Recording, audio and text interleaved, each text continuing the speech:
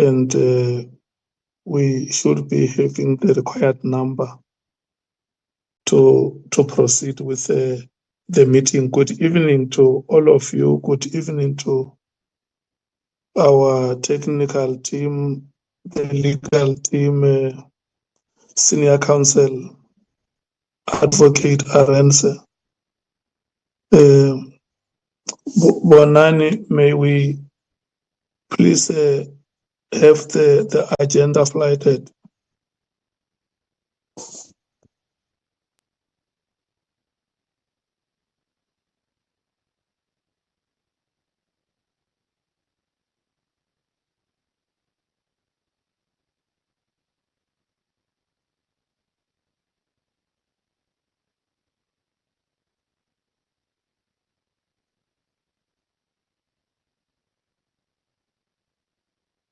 Thank you. Thank you so much. Maybe what we should do, can I check if we have apologies?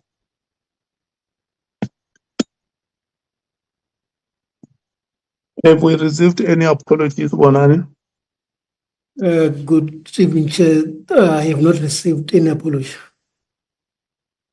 Honorable Breitenbach has said that she has a surgery today. I don't know if she would have joined us, but it's okay. The honorable members from the DA will confirm if she's going to be able to attend or not. Honorable Cameron. Apologies for interrupting you, Chair. I just wanted to say that the Honourable Breitenbach, as you correctly said, had surgery today. I haven't spoken with her later today, so I'm not sure if she might join a little bit later, but I just wanted to confirm that. And then, Chair, there is going to be approximately 20 minutes between 7:30 and 7:50 that I need to jump off quickly. I just wanted to give an early warning for that. Thank you, Chair. Okay. Thank you so much. That is accepted, Honorable Cameron. Is there any other member who wants to speak on the item on apologies?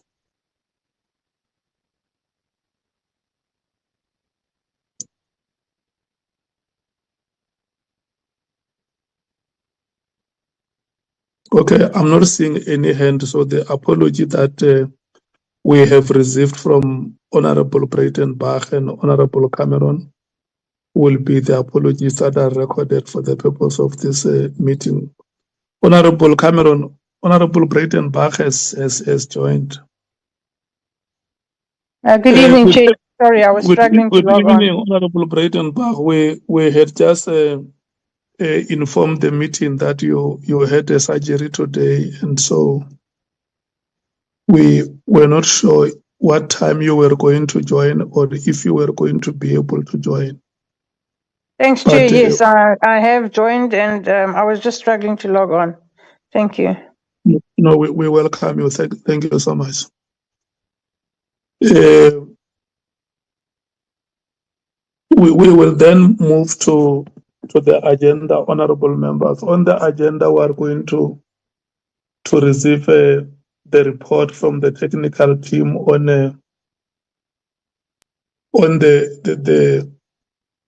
the schedule of proceedings, which we will resume tomorrow with Minister Mkhwanazi. And then from there, we will also receive a report on the request that the Ad Hoc Committee has made to the Speaker for the extension. And then the technical team, the legal team will, I think it should be Andy will make a presentation on the legal opinion on the matter which has preoccupied us during the proceedings on the participation of members whose name would have been mentioned by witnesses, or the latest whether a member could or can question a witness when a member has opened a case against such witness. So we will get a legal opinion on that one, and the legal team will further make a presentation on the proposed names of witnesses that we should consider to invite for consultation, since we are about to exhaust the list that we have had, and members must also remember that in the last meeting we developed a long list which we have not finalized. So we will take the presentation from the legal team after the first three witnesses, General Mkhwanazi, General Masemola, and General Sibia have presented. And then we will make a determination on the witnesses that members will wish to invite to appear before the committee. And I must also indicate that members have directed that we should have a meeting with the chairperson of the JSCI and the chief whip and the Honorable Frolic and the speaker. That meeting is still being arranged because the speaker was not available last week, and we hope that on her return we should be able to have that meeting. So can I check, honorable members, if there are any other items that members will want to add to the agenda before adoption? Chair, it's Glynis. I did give you the legal opinion we received for the Honourable Kona Barnard, and I gave it to Vunani as well, so I assume it's been distributed. Yeah. I instructed that it must be made available. When we present the legal opinion, we will also give you opportunity, Honourable Braden Bark, to talk to that matter. Thank you very much. You are welcome. Any further submission, honourable members? Okay, can I have one of the members moving for the adoption of the agenda? I so move, Chair. Thank you so much, Honourable Braden Bach. Any seconder? I second, Chair. Thank you so much, Honourable Sange. Dr. Tuli, can you please take us through the presentation? You will share your presentation with the legal team. Once you are done, you will hand over to them to proceed. Okay, thank you, Chairperson. Good evening to you and members and colleagues and guests that we have in this meeting tonight. I will be doing a presentation, Chair, just giving members an update on where we are with regards to certain matters. I'm trying to also share, Chairperson, at the moment. If you can give me just a second to share.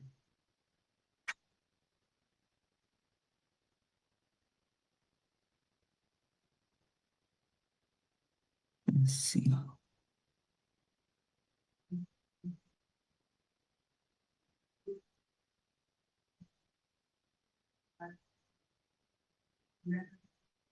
Can members see my presentation?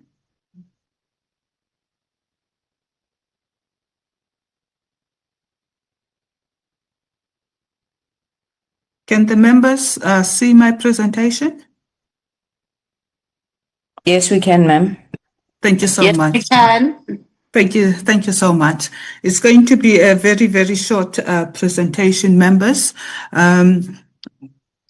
As members would know that the hearings or the witnesses have been coming to the committee, meaning that now we are in full swing with regards to the witnesses presenting themselves before the committee itself. So members, in this presentation, I'm going to focus on the committee program, where we are, and the changes that are actually proposed to the initial program. And I will also give some feedback or update on the public participation process, and also to speak to the request for an extension and the speaker's response to that request from the committee itself. And Mr. Tekane, the legal advisor, would actually give members some update on the legal opinions that were requested by the committee. And Advocate Arendse, the senior counsel, will actually look into the list of the witnesses that must still come before the committee. In terms of the program members, the next witness that we're going to be having is Minister Senzo Mkhunu, and he will be coming to the committee on the 16th and 17th of October to be interviewed by the senior counsel, and on the 21st of October, where members will have an opportunity to actually present questions to him as well. The 22nd of October, it is a day that is reserved for preparations, or if there is a need to further engage with the Minister Senzo Mkhunu, then members would actually use or utilize that particular day for that. And then on the 23rd and 24th of October 2025, we have the former Minister of Police, Mr. Bheki Cele, who will be coming before the committee as well. On the 28th and 29th of October, the possible witnesses which are still going to be determined because of the consultations that are ongoing, that will be the current minister, Kachalia, and the two deputy ministers, Ms. Boshielo and Mr. Matale.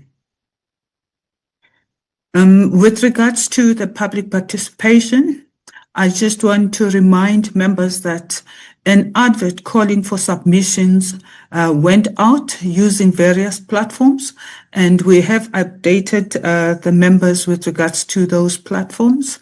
And I wish to say that on social media platforms, the information was actually updated this morning, and we reminded the public of the closing date of the 17th of October 2025. And we are hoping that people will respond to that and will receive more submissions to the committee. Currently, we received 325 submissions, and the content team is looking at all those submissions and will produce a report for the consideration of the committee at a later stage. With regards to the request for an extension, the chairperson submitted that request for an extension letter to the office of the Speaker on behalf of the committee, and fortunately we have been granted another deadline, which is the 28th of November 2025. Thank you, Chairperson. I will hand over to Mr. Tekane to give members or to update members on the opinions. Thank you very much, Chair.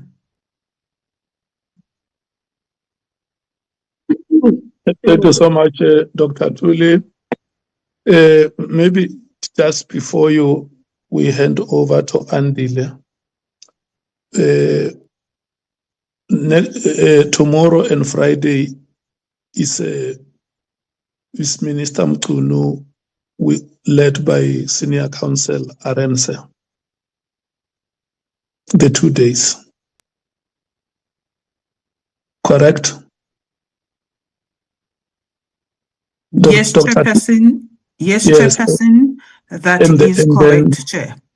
And then Minister Mkhwanazi will come back again next week, Tuesday.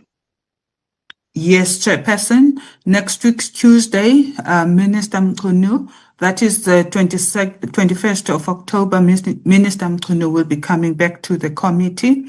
And on the 22nd of October, that is the day that we are reserving for anything that could be done with him, or we focus on the preparation for the next witness as well.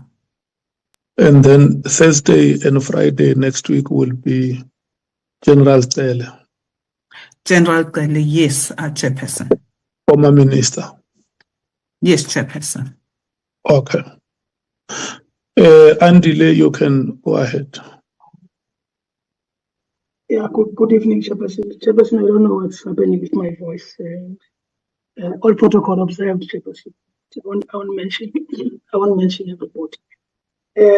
Chairperson, you requested our office to provide the committee with an opinion on various issues related to the work of this committee.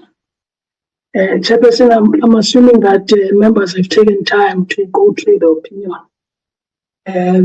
And of course, the background is spelled out, Chairperson, from paragraph 1 to paragraph 6. But I don't mind, Chairperson, to repeat it. During the committee proceedings of the 13th of October 2025, Lieutenant General Shedrack Sibia, Mr. Sibia, who appeared as a witness before the committee, made mention of the fact that he is participating in the proceedings under protest due to the fact that two members of the committee, Mr. David Mandas Kosana of the MK Party and Mrs. Lisa Maria Shebelik of the Democratic Alliance, are both complainants in a criminal case against him. We are advised that on the 14th of October 2025, it was yesterday, when it was time for members of the committee to put questions to the witness, Mr. Sibia refused to fill some of the questions put to him by Mr. David Kosana on the basis that the search and seizure warrant that was executed, sorry, I'm getting lost now, that was executed at his house on the 9th of October 2025 was, amongst others, occasioned by the criminal complaint opened against him by Mr. Kosana on 10 July 2025. Chairperson, it is common cause that on the 10th of July 2025, and this was widely reported even in the media, Mr. Kosana, a former member of parliament, a member of parliament representing the MK political party, opened a criminal case in Brooklyn against Minister Mkhwanazi, General Sibia, and others. He alleged that Mr. Mkhwanazi may have committed the offences of fraud, forgery, and defeating and obstructing the course of justice. It is also common cause that on the same day, Ms. Lisa Maria Shikeling, a member of the National Assembly and deputy spokesperson on police for the Democratic Alliance, registered a criminal case against Mr. Mkhwanazi. She alleged that Mr. Mkhwanazi may have committed the offence of fraud and the contravention of the powers, privileges, and immunities of Parliament and Provincial Legislatures Act, which we abbreviate as the PIPLA. Screen is failing me, Chair. Sorry for that. So Chairperson, you've addressed 3 questions to us. One question relates to a request for a written legal opinion on whether there is a reasonable apprehension of bias against the affected members. In addition, Chairperson, you have requested to be advised on the participation of the affected members in committee proceedings where such members have opened cases against witnesses, particularly on the issue of whether such members can put questions to witnesses. Furthermore, which is the third question, Chairperson, you have requested to be advised on what are the legal implications of witnesses appearing before the committee under protest as a consequence of participation in committee proceedings by the affected members. Chairperson, we briefly look at the regulatory environment, and of course, Section 57(1)(b) of the Constitution provides that the National Assembly may make rules and orders concerning its business with due regard to representative and participatory democracy, transparency, and public involvement. Chairperson, we say the rules of the National Assembly are the rules envisaged in Section 57 of the Constitution, and Rule 30 of the NA rules deals with declaration of private interest. It is a requirement for members to declare their private interest in as far as Parliament's business is concerned. Rule 167F of the National Assembly rules provides that the committee may determine its own working arrangements. So, Chairperson, if you look at Rule 30 of the NA as well referred to it above, implicates personal or private financial or business interests of members. And our view, Chairperson, is that the circumstances of the affected members do not fall within the purview of Rule 30 of the NA rules. The same is also true, Chairperson, of the definition of conflict of interest found in Clause 1 of the Code of Ethical Conduct and Disclosure of Members' Interests for Assembly and Permanent Council members, which we refer here to as the Ethics Code. So, Chairperson, we say that if you look at Rule 167F, that rule confers a wide mandate on the committee to determine its own working arrangements. The implication of that is that the committee is at large to determine its own procedure in the conduct of its inquiry.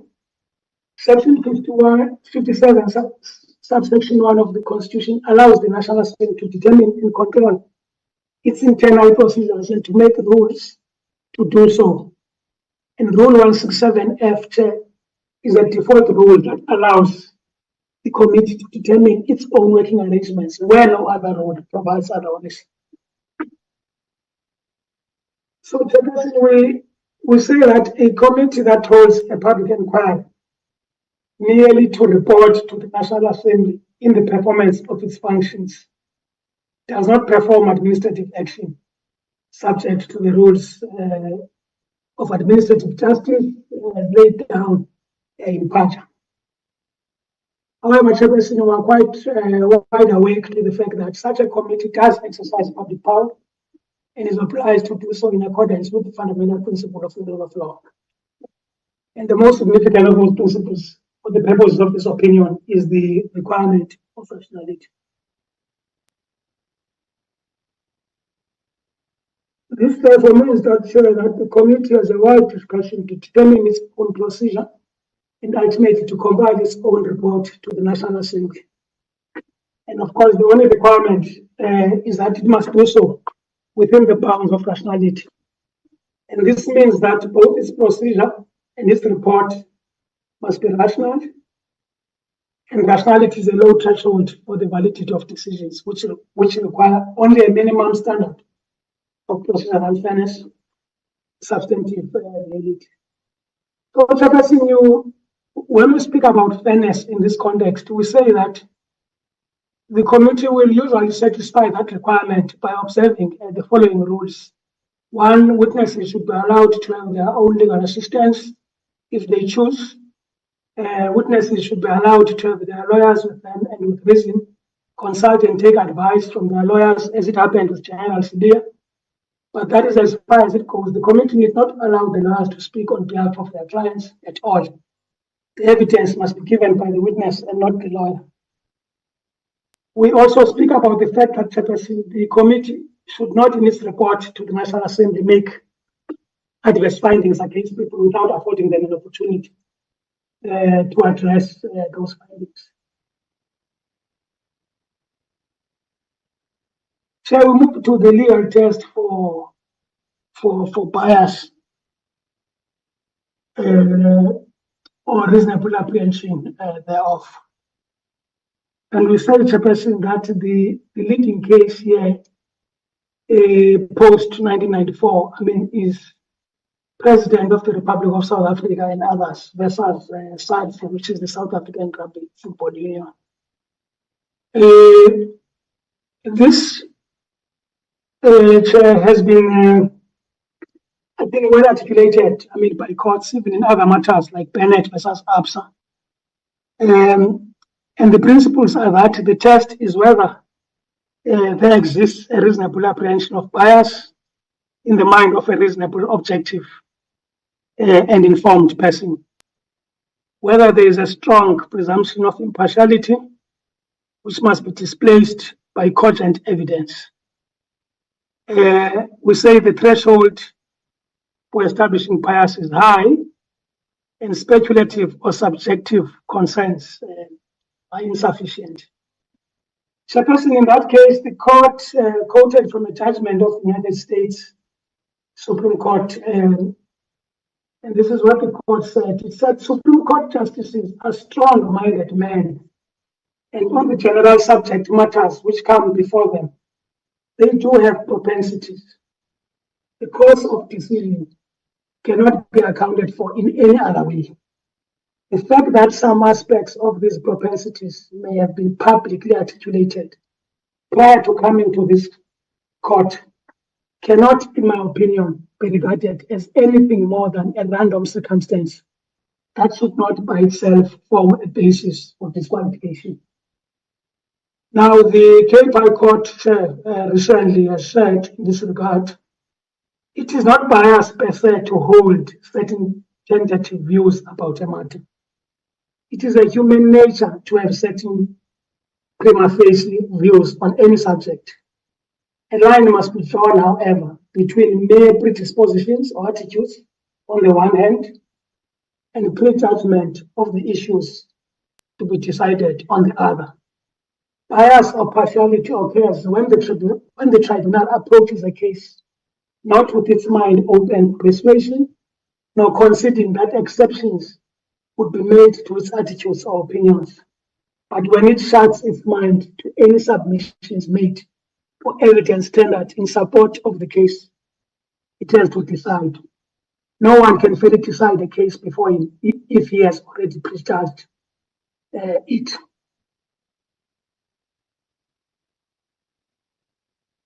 So, with regard to the application of the test, the court in South held that the test for a reasonable apprehension of bias is an objective one, as I have said, and that the onus of establishing it rests upon the applicant. Specifically with regard to proceedings of a lay tribunal, as opposed to a court composed of judges, the Supreme Court of Appeal has set out the governing principle as follows. The President is but one of the many cases in which an administrative body has failed to observe a principle which lawyers regard as elementary, and it will be a sad day if whenever this occurs, the body can be accused or suspected of bias. It is unfortunately one of the facts of life that administrative bodies perform their functions with varying degrees of competence. The mere fact that alternative partem was not observed does not by itself justify an inference of bias.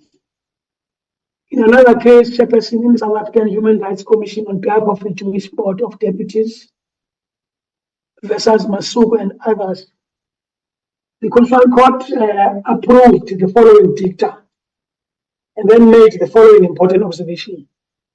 There must be an articulation of a logical connection between the matter and the feared deviation from the course of deciding the case on the merits. The bare assertion that a judge has an interest in litigation or an interest in a party to it will be of no assistance until the nature of the interest and the asserted connection with the possibility of departure from the impartial decision making is articulated. And I think, Chair, in this regard, we say that An interest is a personal belief, goal, or commitment, while a conflict of interest is a situation where that personal interest potentially compromises your official duty or ability to act objectively. Having an interest is not inherently bad, but a conflict arises when your personal interest clashes with your official responsibilities, leading to a risk of bias in your decision making. Chairperson, you are required to advise as to the applicable test for bias in the particular circumstances of the committee conducting an investigation into the allegations made by Lieutenant General Mkhwanazi.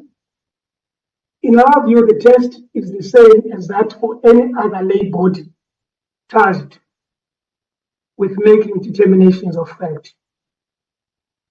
Chairperson, as we know, the committee is a fact-finding body and must base its findings on the evidence presented to it and must provide reasons, therefore. Members of the committee may accordingly not bring to the fact-finding inquiry their own political views or biases, or those of the various parties which they represent. This is not to say that members may not have prima facie views regarding the subject of the inquiry. That would be an impossible requirement and would ignore the fact that most people, including judges, have predispositions which they bring to their adjudicative function. It is also a matter of public record that most, if not all, of the political parties represented on this committee have adopted a position one way or the other in respect of the subject matter of this inquiry. Provided, however, that they keep an open mind and reach their conclusions based on an honest and fair evaluation of the evidence placed before them. They are not per se biased merely because they or the political parties that they represent have taken such a view. Accordingly, our view is that the test for bias in the case of committee members is the same as that for other lay bodies, as set out above. The threshold for establishing bias is high, as we have already said, and speculative or subjective concerns are insufficient.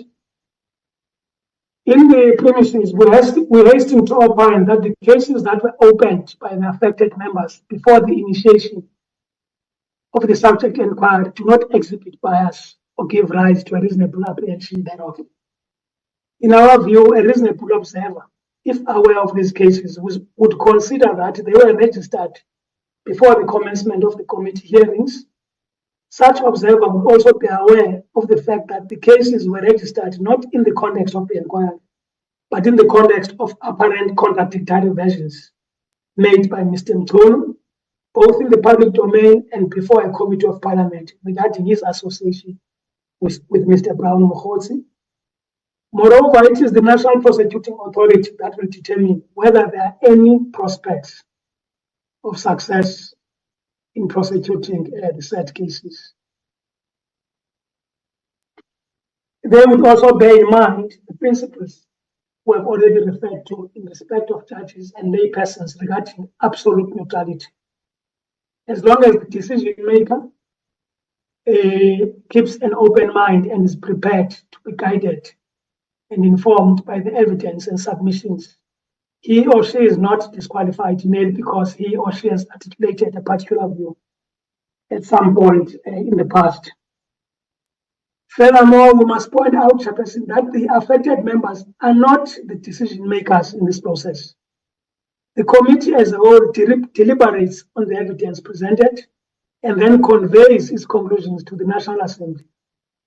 Consequently, we are not aware of any reason for the affected members to withdraw from the inquiry. For that reason, Chairperson, the affected members, like any other members of the committee, have a right to put questions to those witnesses they have registered cases against. In terms of Section 15 of PIPLA, a witness is not entitled to refuse to answer a question merely because the answer might incriminate him or her. Section 16 of PIPLA also provides that an incriminating answer may, however, not be used against the witness in subsequent proceedings. Important, Chairperson, in terms of Section 17(1)(c) of PIPLA, a person who fails without sufficient cause to answer fully and satisfactorily all questions lawfully put to him or her under Section 15(b), which deals with examination of witnesses, or to produce any document in his or her possession or custody, or under his or her control, which he or she has been required to produce under Section 15(b), commits an offence and is liable to a fine or to imprisonment for a period not exceeding 12 months, or to both the fine and the imprisonment. Finally, Chairperson, those witnesses who are appearing before the committee under protest are entitled to assert their rights in a competent court as the judicial authority of the Republic of South Africa is vested in the courts. And Chairperson, we would just want to refer you to a full court decision of the Western Cape in a case, Public Protector versus Chairperson of Section 194 Inquiry and others. The case is a 2022 case, but it was decided, or judgment was delivered in 2023. There, the Public Protector brought no less than 12 grounds of recusal. And the court Chairperson said, we thus find, on the basis of in medias res, that it would not be appropriate for this court to permit a piecemeal review of proceedings. The court further said that the applicant retains effective remedies which remain available to her once the committee has completed its work. She has not shown the existence of grave injustice or that any harm which may have been suffered by her will be material and irreversible if the committee is permitted to proceed with this task. So, Chairperson, courts have been very low. This was a full court, Chairperson, judgment. Courts have been very low, Chairperson, to stop proceedings in medium res, in other words, in the middle of things or midstream. Chairperson, we so advise. Thank you very much.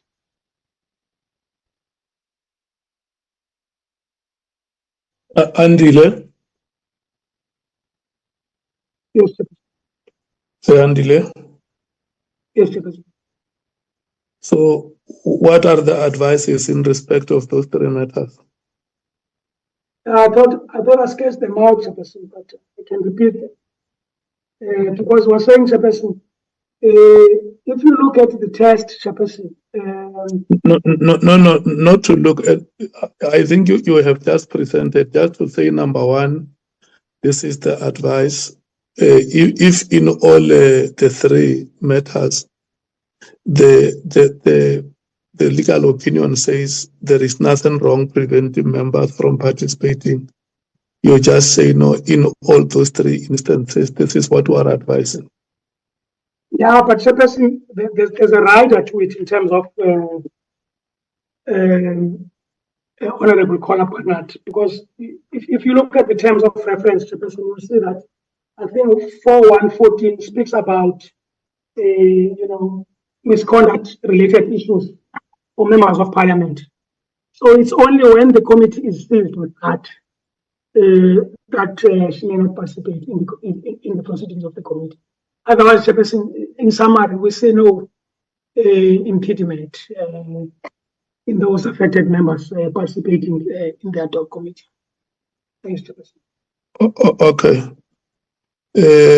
May I request Honorable Bradenbach, because they have also sourced an opinion as the Democratic Alliance, if they want to talk to their legal opinion regarding Honorable Collar Barnett.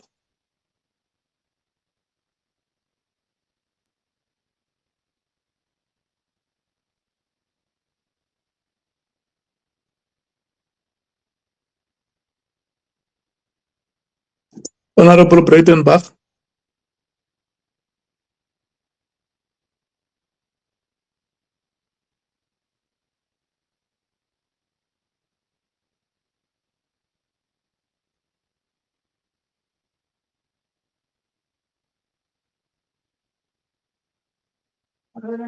She's on her way, Chair. Oh, okay. You will let me know when she's about to start. Yeah, thank you, Chair. Sorry, I switched the audio off on my device because Honorable Kadabona and I are together, and I don't know how to Okay. switch it back on. So now I'm using her computer. Okay. Chair, yes, we have circulated our legal opinion, and I think it speaks for itself. I don't propose to go through it. The honourable members can read it at their leisure. Suffice it to say that the conclusion reached by the independent counsel from the Cape Town Bar, Mr. Michael Bishop, is that there is no factual basis to conclude that the Honourable Kola Barnard is biased, conflicted, or otherwise cannot participate in the Ad Hoc Committee. Nonetheless, because the allegations against her are an issue before the committee, the rules and the National Assembly rules and the code require Honourable Kola Barnard to withdraw from the proceedings when the issues in paragraph 4.1.14 in the terms of reference is considered or decided upon, which she will of course do. So the bottom line is, Chair, that she's not required to withdraw from the Ad Hoc Committee when any other issues are discussed, and it's therefore so that she will rejoin the committee, and when the issues that are in the said paragraph are discussed, the Honourable Kola Barnard will withdraw herself from those discussions.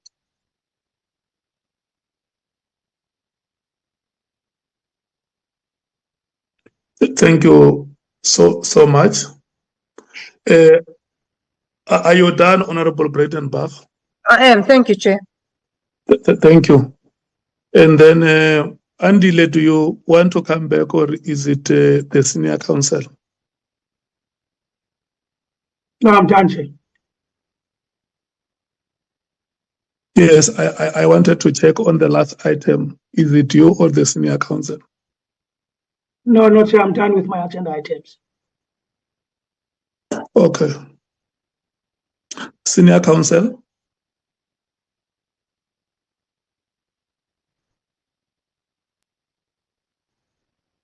Good evening, Chair and honourable members.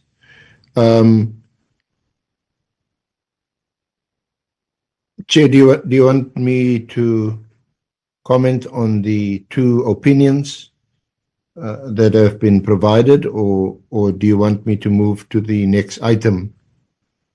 I want you to move to the next item of the witness list. Okay.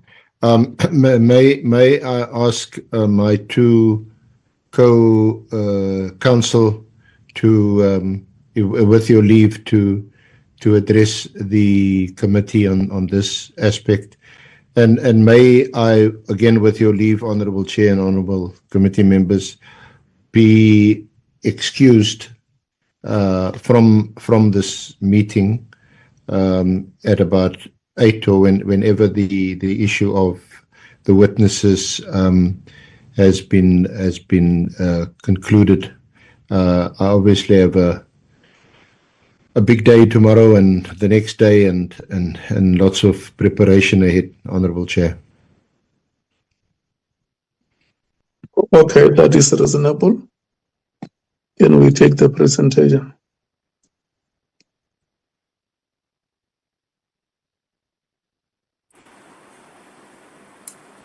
Good evening, Chair, honourable members, the legal team and the technical team. It's Advocate Maria Mkhwanazi speaking.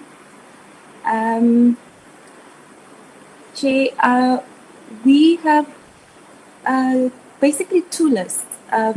One that we propose to run from after former Minister Becky Cele gives his evidence, which would be from the 28th until the 11th of November. And then there's a further list, which is a list that we've compiled, witnesses that have arisen or that we proposed from the evidence that was led by General Mkhwanazi. So the list moving forward after former Minister Beketele gives his evidence, we propose to have Deputy Minister Matale. I'm sorry?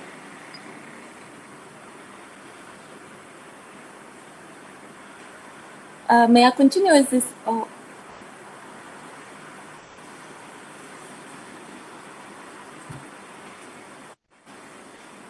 Chair, may I continue? Or is this? Or does somebody want to give a? No, you can continue. So, Chair, we propose to have Deputy Minister Matale as a witness from 28 to 29 October. 28 would be for an opportunity for him to be led, his evidence to be led, and then the 29th would be for the honourable members to be available for the honourable members to give their questions. And then on the 4th of November, we propose to have Deputy Minister Boshelo, 6th November, Acting Minister Kachalia, 11th November, the NDPP Advocate Shamila Batoye, and then 13 to 14 November, we propose to have IDEC Advocate Anthea Johnson. Then there's a further list which we propose.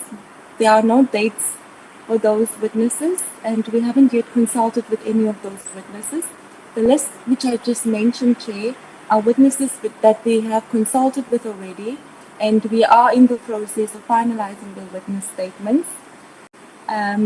So that's why we are in a position to allocate dates for those witnesses at this stage. The further list that we propose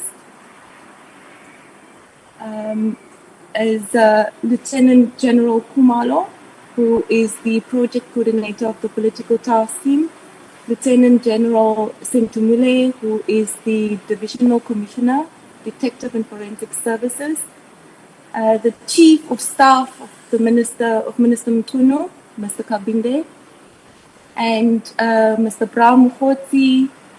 Then we have Major General Rabi, who is from the National Commissioner's Office. He is in charge of strategic management. And then we propose to have Brigadier Litoko, who is also from the Office of the National Commissioner. We also have President Cyril Ramaphosa on the list, but the evidence leaders at this stage, Chair, propose to that a request for information be sent to the President in relation to the meetings that were held with him and General Masimula and Minister Mtunu and also former Minister Beketele. So those are the two lists that we have. Yeah. I don't know if my colleagues want to add anything to what I've just said. So I'll just give them an opportunity to comment on what I've said. Evening, Chair. Evening, committee members. This is Advocate Lerato Zikalala. Thank you very much, Maria, for that presentation. I have nothing further to add to that. Okay, thank you. Thank you, Senior Counsel. Thank you, Maria. Thank you, Lerato. Maria, just clarify the last name of President Ramaphosa. What did you say on that name? The names that of the people that he had meetings with, or the president's name? No. The second list that you presented, you mentioned 6 names there of the generals, and the last name that you mentioned was of the president, but I didn't hear you properly. It's like you were saying you have sent questions or what? Oh, so no. In respect of President Cyril Ramaphosa, we propose to just at this stage send him a request for information. in relation to the meetings with General Masimula and Minister Mkhwanazi. Chair, note that Minister Mkhwanazi's evidence is that the President approved,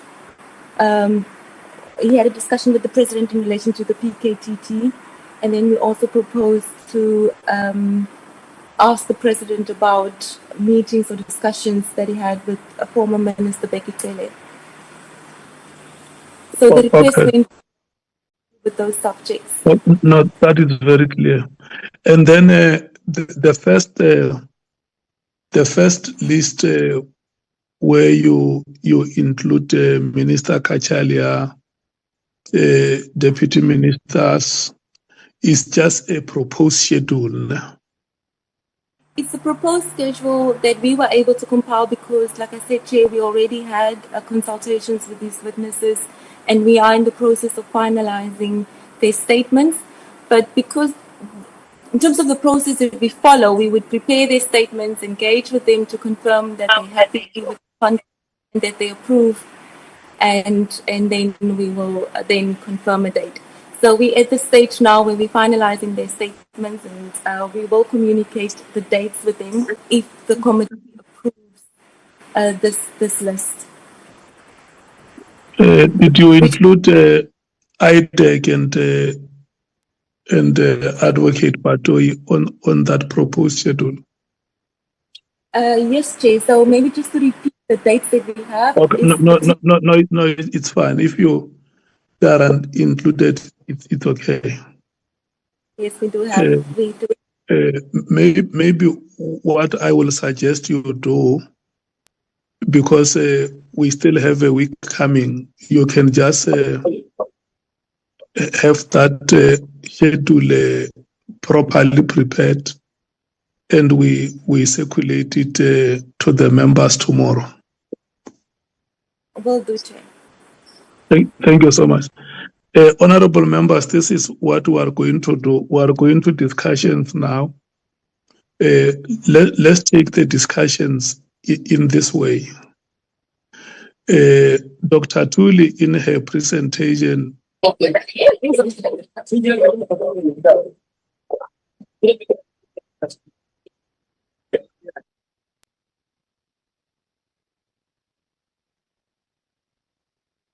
Okay.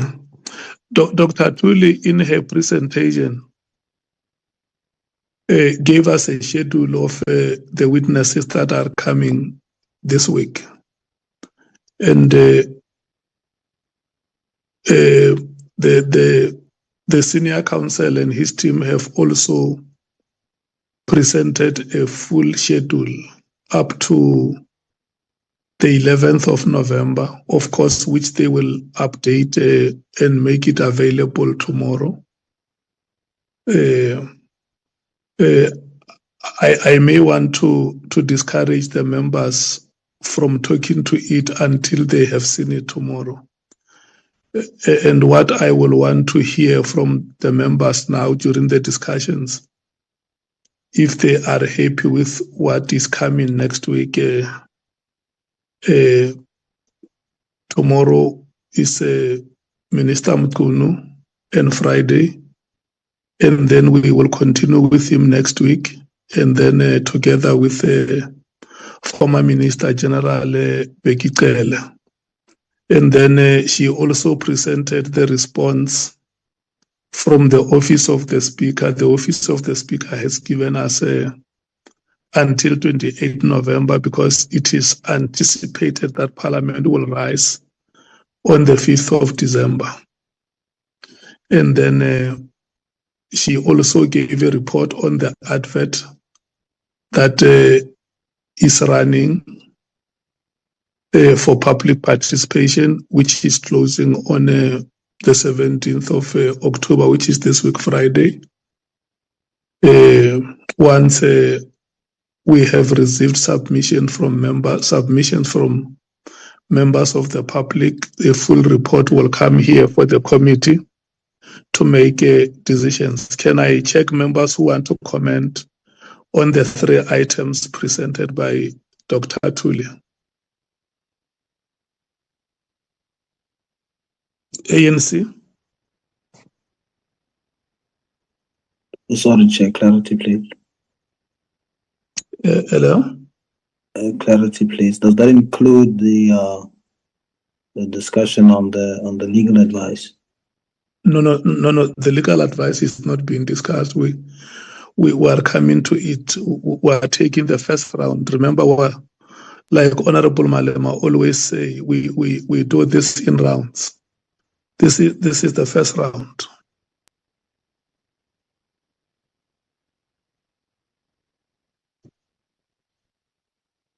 I want to get your impressions on the schedule starting tomorrow until next week, Friday, and the report on public participation and the extension that the Speaker has given until 28 November.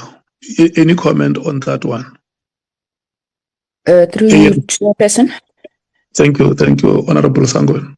Thank you, Chair. I think the reports on the three issues that you raise have been noted. We note that the Speaker has indicated that the matter will serve before the National Assembly by the 31st of October. On next week's program, we concur, Chairperson, there is no problem. I think we understood you to be saying on the 22nd, should we need an overflow day for the Minister, then that date is available. And I think we would support that, given the fact that if the Minister has already indicated that he's going to need a day and a half just to present evidence, then one day may also not be sufficient for engagement with him on that. I think it follows logically. On the issue of the advert and the public participation, maybe just to underscore the request that had been made to say that nothing should be thrown out without it coming to the Ad Hoc Committee.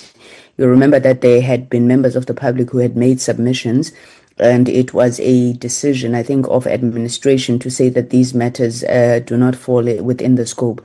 So we would request that as much as we would get those submissions in terms of a report, if needs be, we must have a look at, or at least sight of the addendum with recommendations where the administration is saying that they don't fall within scope, but at least the committee must be afforded an opportunity to look at it and make its inputs as well.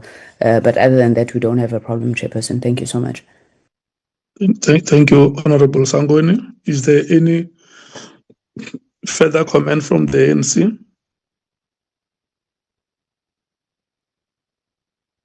Okay, the MKP. We've noted the presentations, Chairperson, and we are fine. Thank you very much. Thank you so much, Honorable Nomvalo, the DA. We're fine. Thank you very much, Chair. Thank you so much, the EFF. No, we're fine, Chair. I just want to understand. There's something, unless it's not included in what you're asking us to discuss. But I heard her saying she's going to write to the president requesting certain information or something. It's not done. We're still coming to that. We're still coming to that. All right. It's not in this round, Honorable Malem. Okay. No, thanks, Chair. We're fine. Thank you. IFP.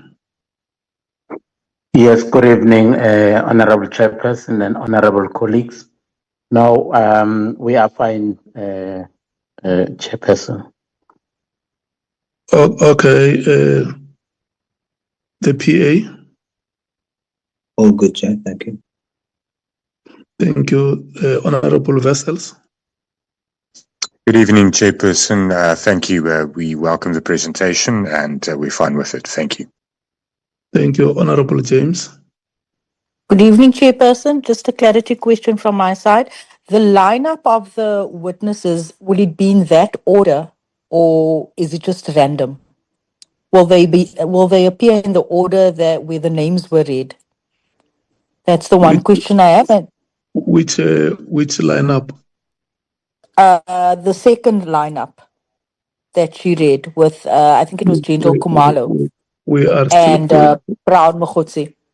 We are still going to that item. Okay, and then based on the extension, Chairperson, I just wanted to also find out what are the cost implications that we are looking at? Because every time we obviously extend, what is this costing Parliament? I know Parliament always says they don't have money. I was just wondering the other day, what is this hearing sittings costing us? Thank you, Chair. Yeah. I think that may be a matter for the financial section of Parliament. Remember, Parliament has given us 3 months, and we only started in October.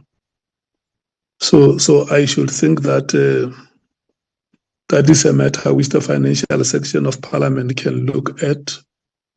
This extension is not given by ourselves; it's given by the Office of the Speaker. But if members wish that we must bring this to the attention of the Speaker, we can always do that and say, members of the committee have requested you to consider the cost implications that may be, the cost implications that result from the decision to extend.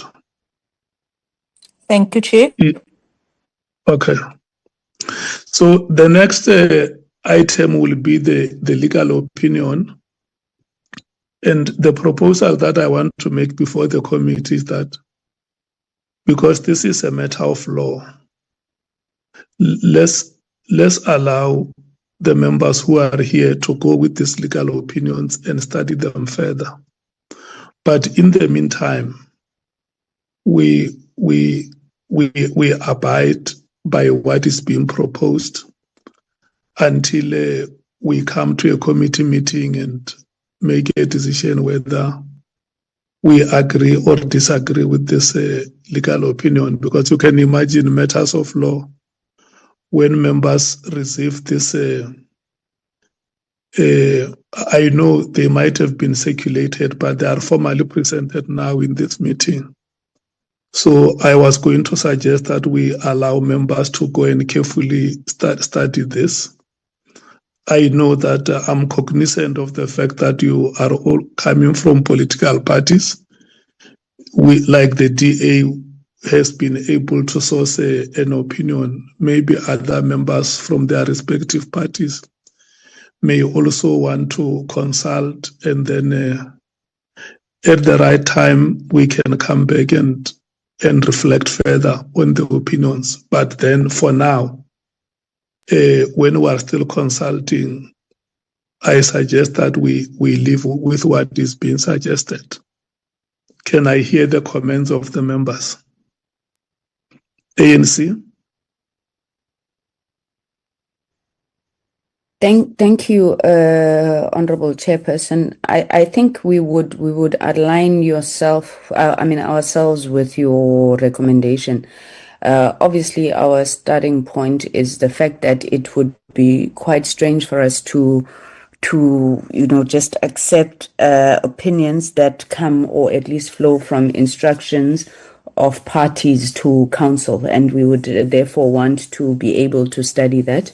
We've noted also the opinion that comes from Parliament itself, and we would wish to have an opportunity to study those together. So we do align ourselves with your recommendation, Chairperson. Thank you very much. Thank you so much. MKP?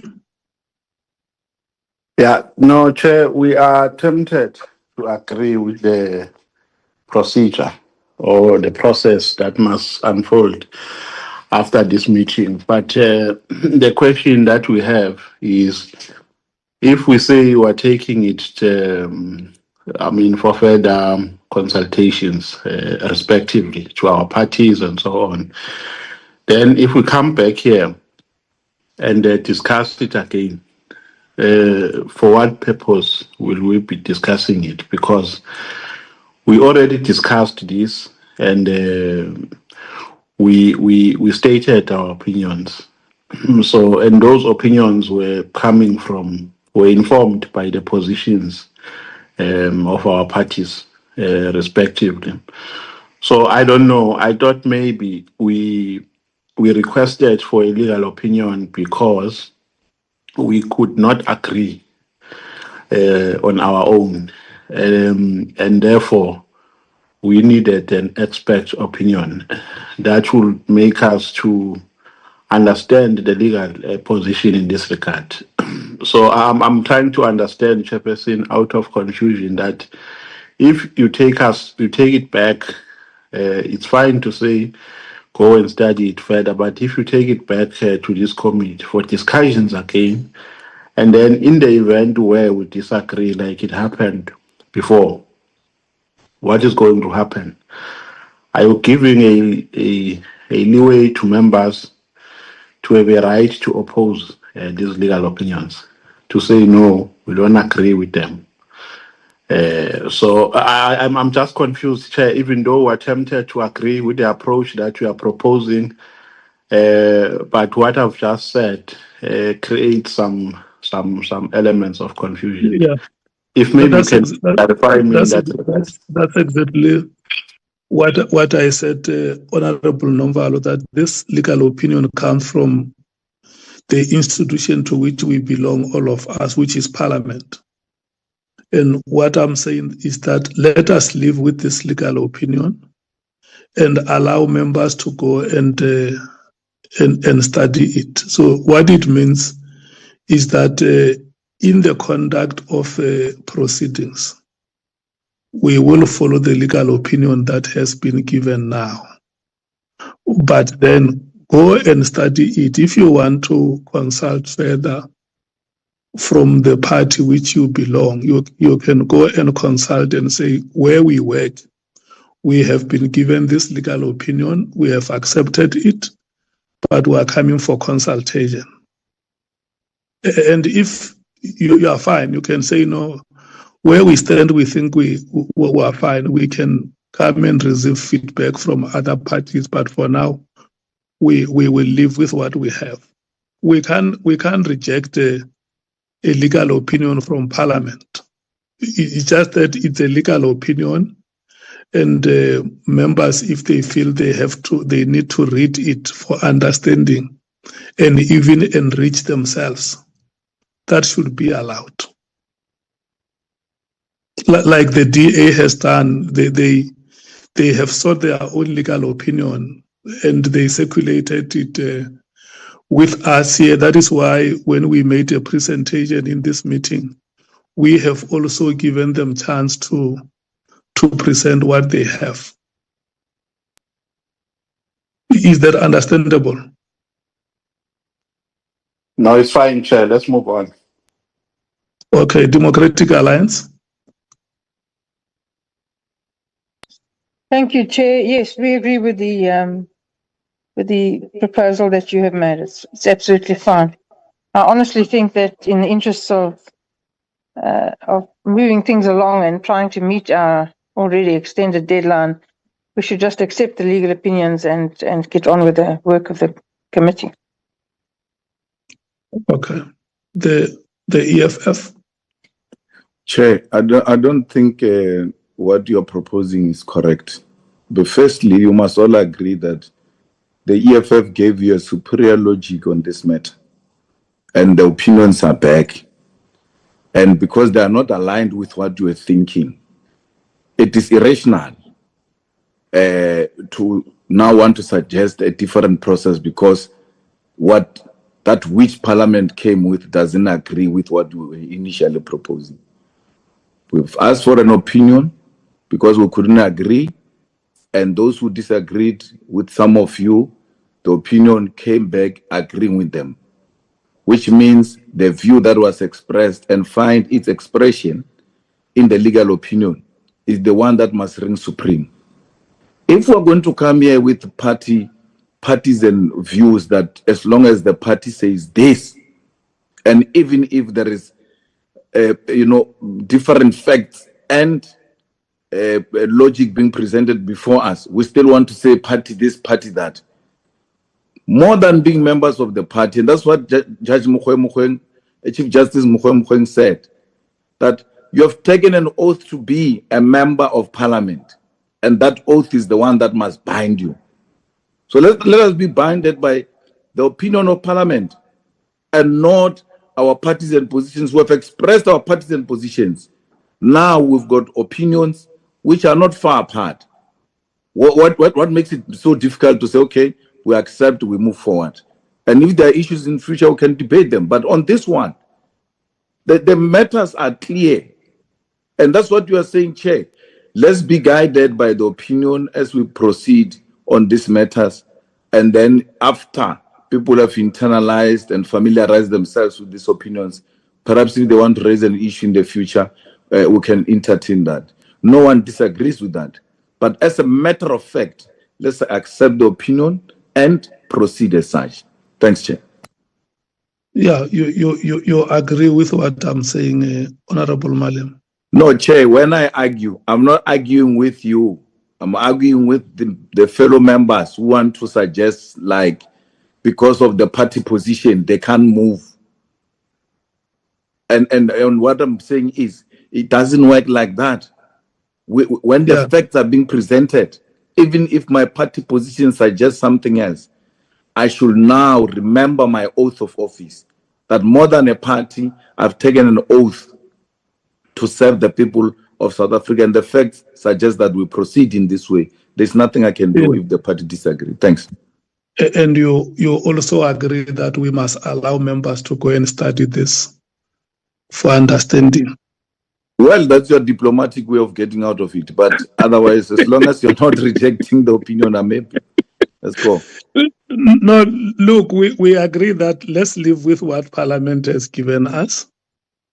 We are members of Parliament, like you are saying. We have been sworn in by the law of the Republic. And Parliament, in this case, is going to enjoy precedence before the parties that we come from. But that does not preclude that members must go and study the legal opinion. A law is also made when it is being implemented.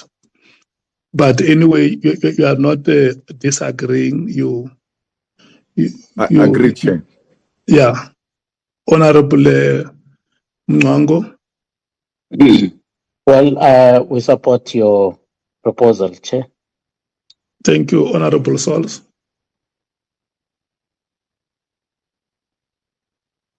Right, Chair. We disagree. If I can just understand first before I qualify. When you say we must study, which I agree with, we must study the advice. But when do we come back to deliberate? Because we already have a view just by skimming through. I mean, we received it today, the legal opinion today, but we already have a view just by skimming through. And yes, we'd like to study and then give a detailed response. But I'd like to share our view.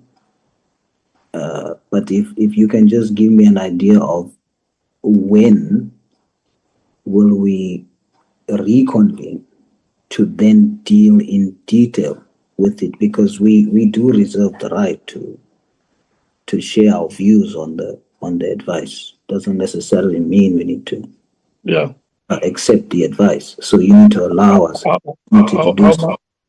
How much time do you need to study the legal opinion? 24 hours. Okay. But we have a preliminary view now, just on certain maybe 2 or 3 questionable issues that we see there, just so that you have an idea of why we have this position. Let me hear you. What do you suggest? No, just on the advice, for example, on when just skimming through the legal advice, our disagreement with the position, for example, in paragraph 21 on Honorable Shikling, although the advice correctly distinguishes between a permissible and mere disposition and a tentative view, it also cites a principle of bias or partiality that occurs when a tribunal approaches a case and it shuts its mind to submissions made or evidence tendered, close quote. The advice then further claims that being the complainant who opened the criminal case against a witness does not exhibit bias. We disagree on the basis that by opening a criminal case, the affected members have taken a definitive adversarial step of alleging the witness committed a crime and therefore initiating a process intended to lead to their prosecution. This is not a tentative view. It's not a general political stance. Honorable source, let me stop you here. You see what the reason why I came with a proposal like that one is because I want us to have an approach. And let me suggest this to you that this meeting notes and accepts that a legal opinion has been served from Parliament. And then the reason why we say members must take this legal opinion and go and study it is so that if you want to make a submission, the submission must then be made to the relevant legal section in Parliament. And then once they have received your submission, they will then go and look at it. And then from there, they will come and say to us, we request the committee to meet because we have received the following feedback. And we want to now explain to you how we are dealing with as the legal section of Parliament. Does that make sense?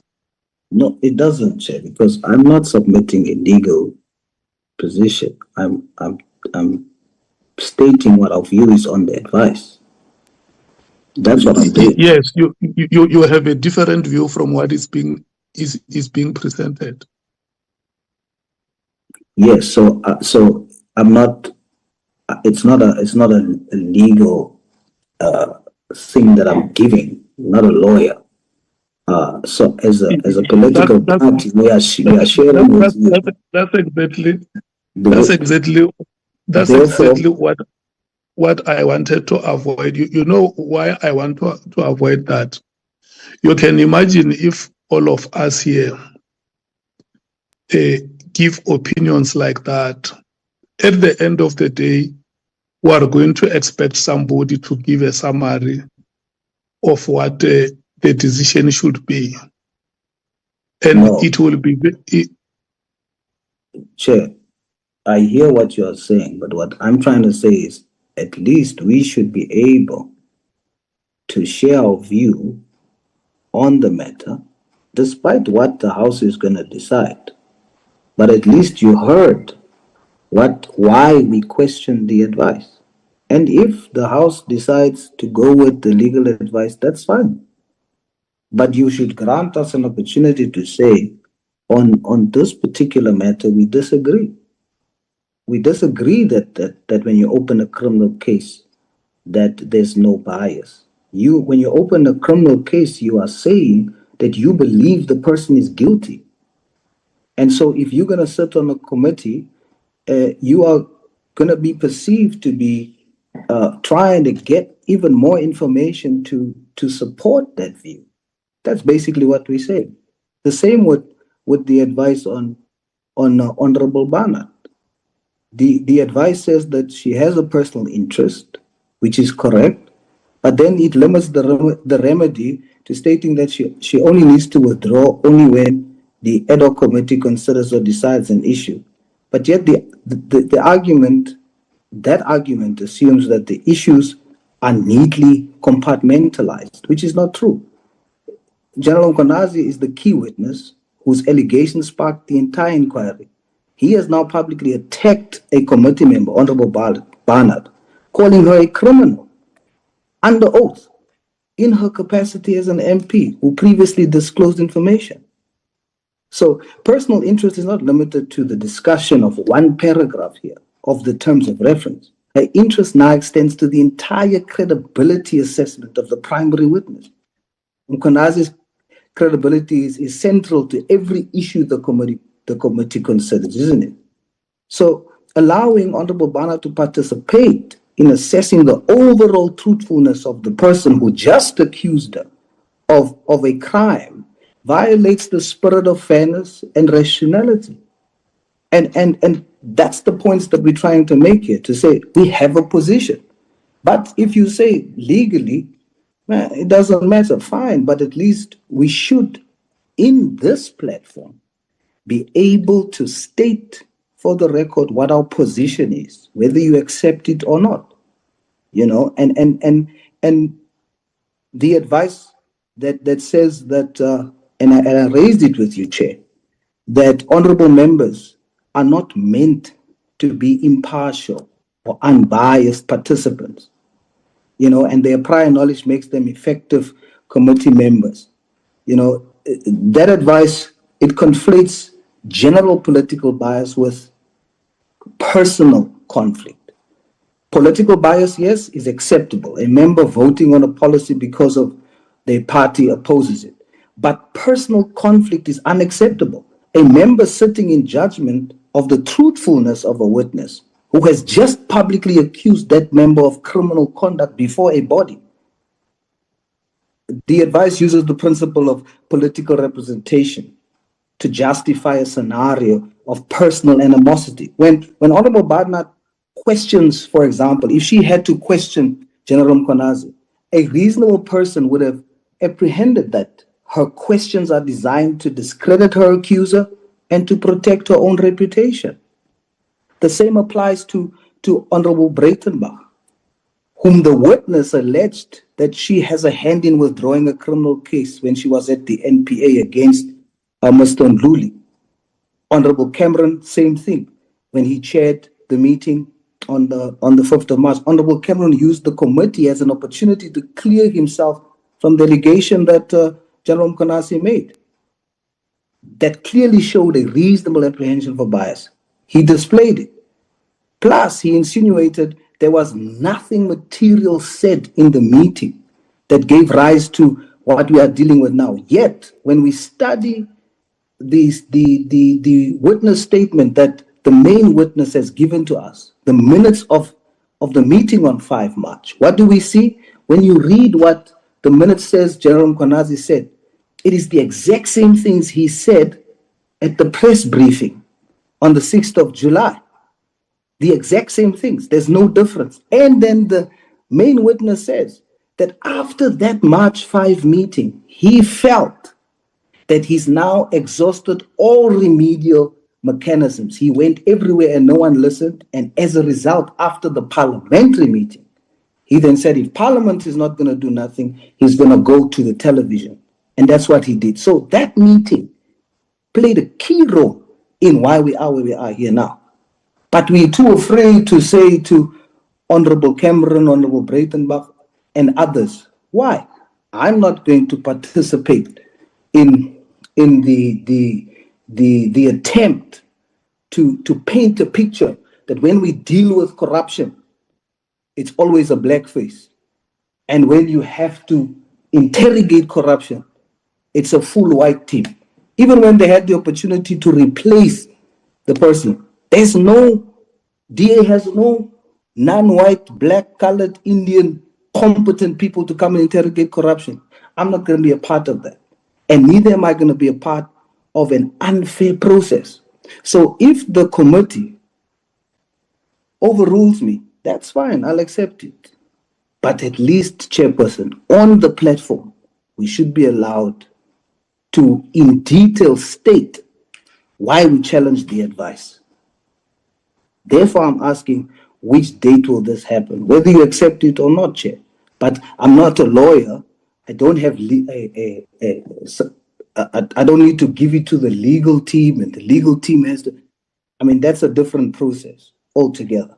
But just as a political party sharing our views, we should be granted an opportunity to do that. I did that briefly now, but the meeting that we're talking about, where we can in detail deliberate it, would be appreciated. But even if, Chair, you say, and the House decides that's not necessary, that's also fine. But at least we've put for the record that there are conflict. There is definite conflict, and that's our position. We disagree with the position of the House. Thank you, Chair. Look, the difficulty that I have where I'm sitting here is how to respond to your arguments, because I think what I have proposed is to say, members, Parliament has given us a legal opinion, and the legal opinion is presented here in the meeting.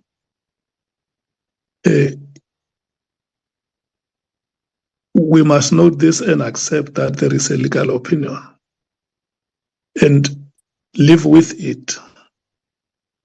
But then if members want to go and study this legal opinion, maybe even enrich it,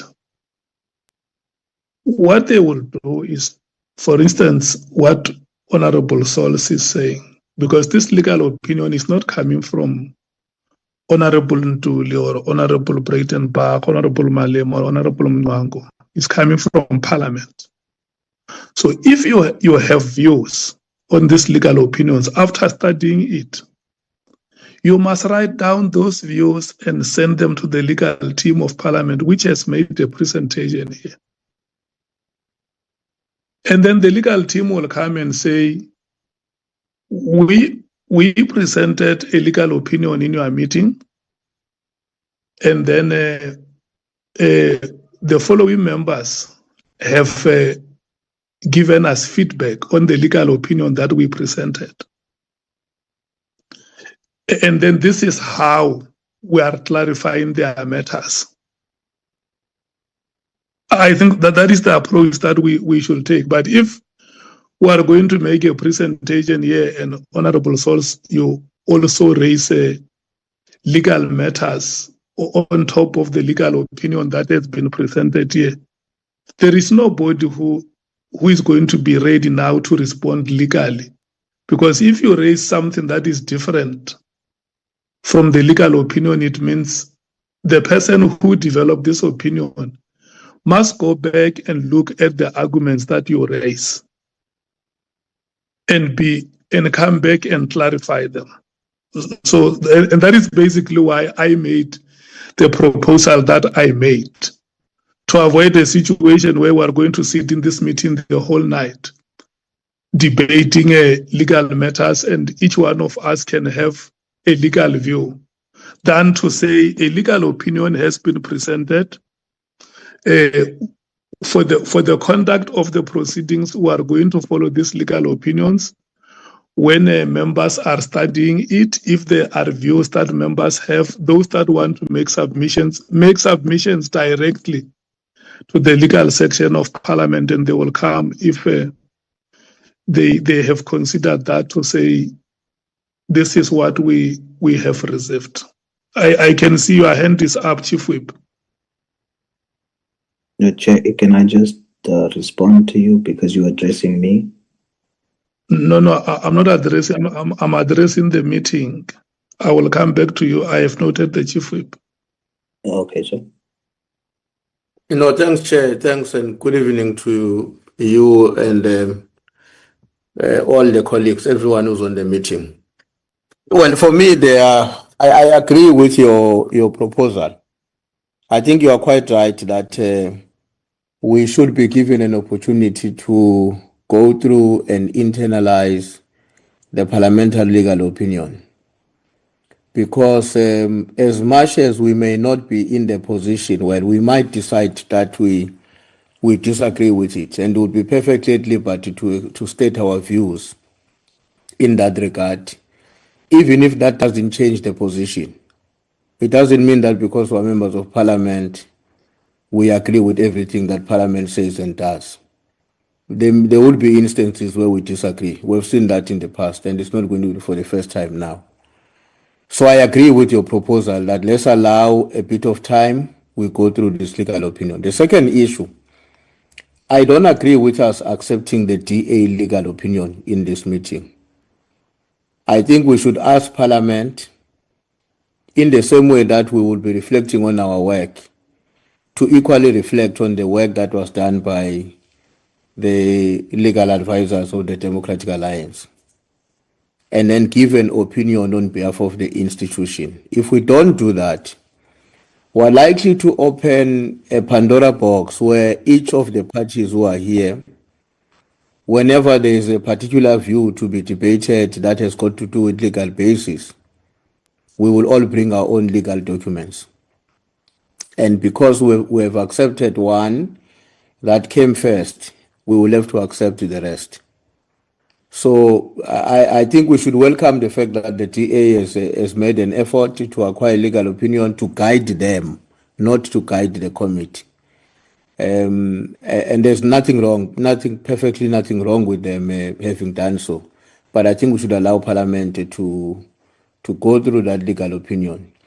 I do want to, I understand very well where Honorable Source is coming from.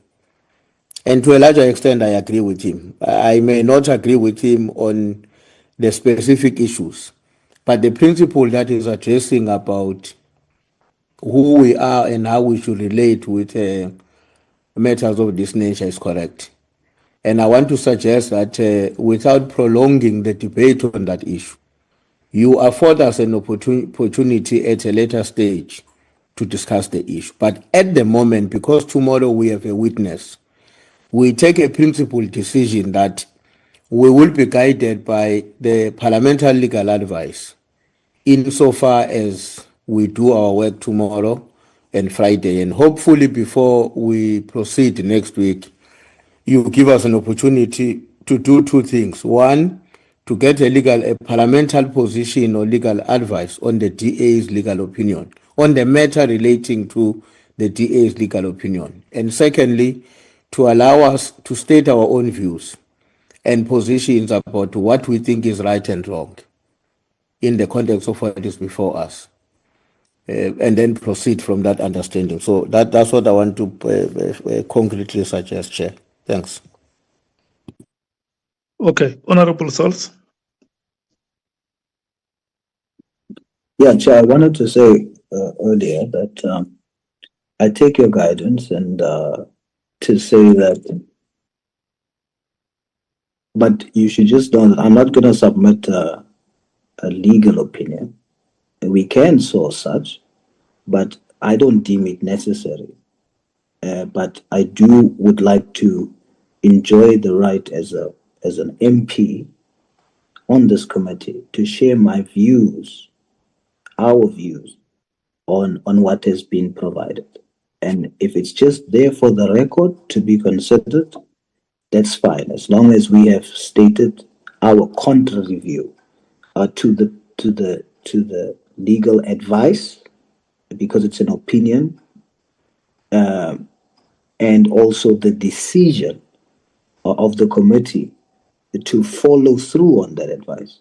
We would just like to have on the record, these are the reasons why we question that advice, but we do not accept it. We disagree with it. So I can submit with it by tomorrow the views, and then it can be whatever the process is. And then, which now begs the question, Chair, if when I now submit in writing our reservations and our position, when would I then receive a response back? Because this to me seems like if we accept the advice, go study it, it's just buying time so that we don't talk about this issue and the committee continues. It's almost like a different way for it to continue. That's how it can be perceived. So therefore, I'm just looking for specific timeframes.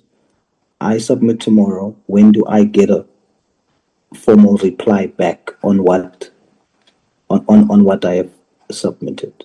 Thank you, Chair. Okay. Honorable Vessels. Thank you, Chairperson. I think your proposal is constructive. The fact of the matter is this whole issue will become moot at some extent, or to some extent, pertaining to this specific issue that this legal opinion was on. Obviously, there will be similar situations and might be similar situations of perceived conflict and bias. But I think the most important part is to have a decision and consistency before we proceed with the questions by members to the Honourable Mchunu, because the same issues will arise there. So if this is going to be revisited, it must be revisited before next week Tuesday, or we should now accept that we take this position as we did yesterday, because the legal opinion affirms the way in which we proceeded yesterday, where the Honourable Skosana was allowed to put questions to General Sabia, and we proceeded in that way, and the legal opinion affirms that it, according to that opinion, is correct. And if we proceed in that way and allow the Honourable Skosana to also put questions to the Honourable Mchunu, then it's fine. But I do think there should be consistency and clarity before we move on to next week Tuesday. Thank you, Chair. Thank you. Honourable James. Thank you so much, Chair. Action SA's stance was from a model and principled view. So we note the legal opinion, but we don't agree with it. I pretty much agree with Honourable Salz and also with the Chief Whip. We've exhausted this topic, the situation extensively, and I'm looking at this pattern here. In the first committee meeting, we said, let us wait for the DA and we'll get a response from the DA, and let us allow the DA to come back to us with their decision. We did that. The DA has now come back to us with a decision. We're now saying, let us allow for legal opinion. We've received the legal opinion. We are now saying, let us allow for parties to deliberate and maybe give their input on at which point are we actually going to take a decision on this matter. I'm also asking that we be given some time just to go through the docket, the document, the opinion, and then get back to you with our input. Thank you, Chair. Okay. Andile, I'm going to give you to outline the procedure. You have presented a legal opinion here. Members who want to give you feedback, how do they do that? Yeah, sorry, Chair.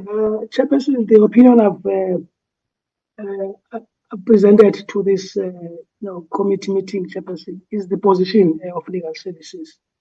And Chairperson, of course, it's an opinion. I think members are entitled to differ with it, to engage with it. But Chairperson, those are called dry legal principles. It's not unless it's not something that is coming from my head, Chairperson. It's decisions of our court, Constitutional Court, Supreme Court of Appeal. And I think at this stage, Chairperson, I'm going to plead with members, perhaps to go back, and as you said, Chairperson, read them. But Chairperson, regarding the way forward, I think the Chief Whip was correct in saying, Chairperson, members have a right, to differ with an opinion, because it's an opinion, Chairperson. But Chairperson, there's really nothing more we can do, because as I said, it's not something that we're just extrapolating from thin air, Chairperson. It's legal principles. We've looked at law reports, we've looked at case law, and that's our view, Chairperson. And of course, the meeting is within, its powers, Chairperson, to accept or reject our opinion. Thanks, Chairperson. No. Yeah, I think what we should do here is that, like you say, that this is your position. It means you will not change as Parliament. Is that what you are saying? Yes, Chairperson. Yeah. So what we should do, honourable members, is that let's note and accept that there is a legal opinion, and if there are members here, like we said, who will want to go and study this legal opinion, and make submissions. They will make those submissions to the legal team of Parliament and delays here to say where I'm standing. I have read the following paragraphs, and maybe I have consulted. This is how I think I want to raise my concerns or the views that I have with regard to the specific paragraphs. And then the legal team of Parliament will come back to the committee and say, we have received submissions from the following members, and we have also consulted further. There is nothing that makes us to change the position that we have presented you, or on further consultation, we are persuaded to make amendments to the following. But for now, honorable members, in case there is anything that comes, we are going to deal with it in accordance with the opinion we have. Is that okay, honorable members? Chair, may I? Honorable Souls.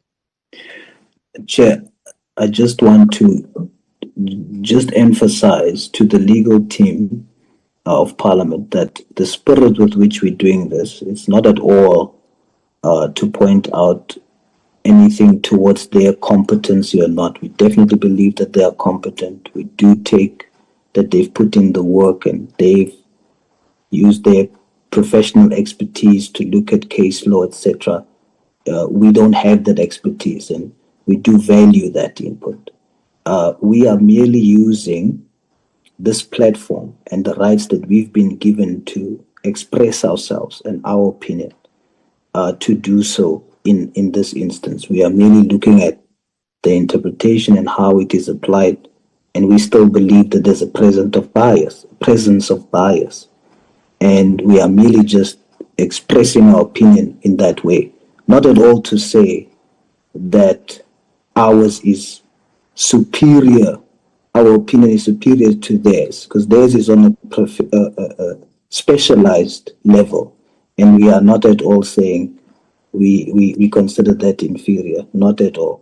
So I just wanted to stress so that our responses are received in the correct spirit, Chair. Yeah. Thank you. Yeah. So in the submission that you will be making to them, you must then advance cause that shows that there is presence of bias, like you say, so that when they go to consider your submission, they must understand exactly what are the arguments that you are advancing, and the presence of bias, how is it demonstrable? And then when they have received that submission from you, because what we should avoid, if we sit in this meeting now and try to say there is presence of bias or there is no bias, I can tell you we will never agree. Like one member has said here that we are not legal persons or we are not legal experts. We will never we can discuss this thing until the sun rises. And remember, this document which was presented here, it was also professionally prepared.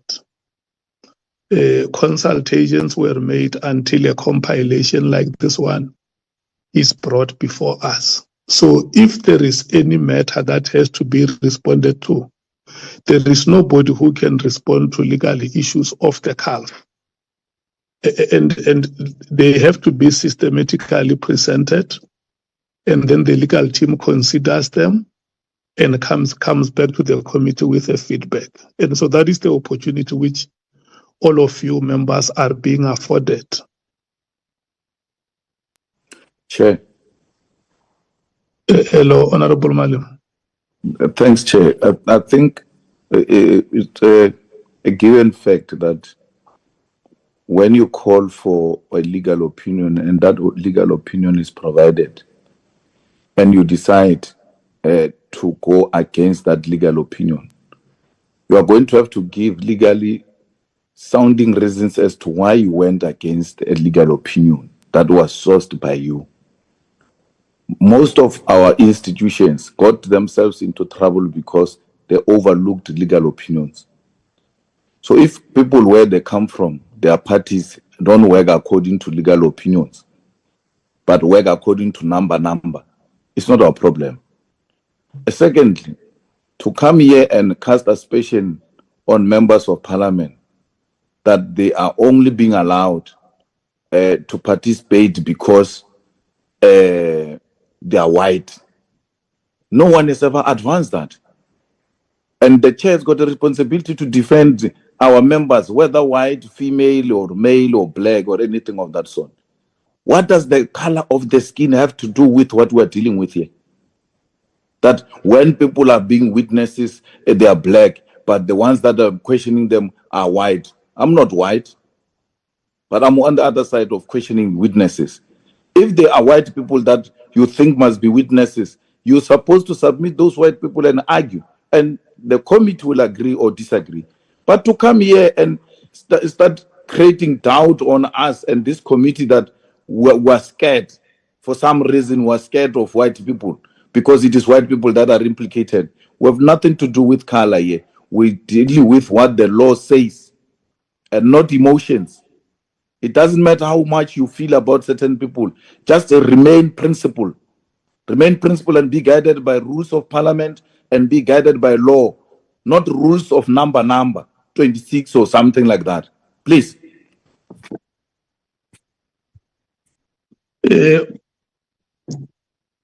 But Chair, what is the rules of number? No, that does not.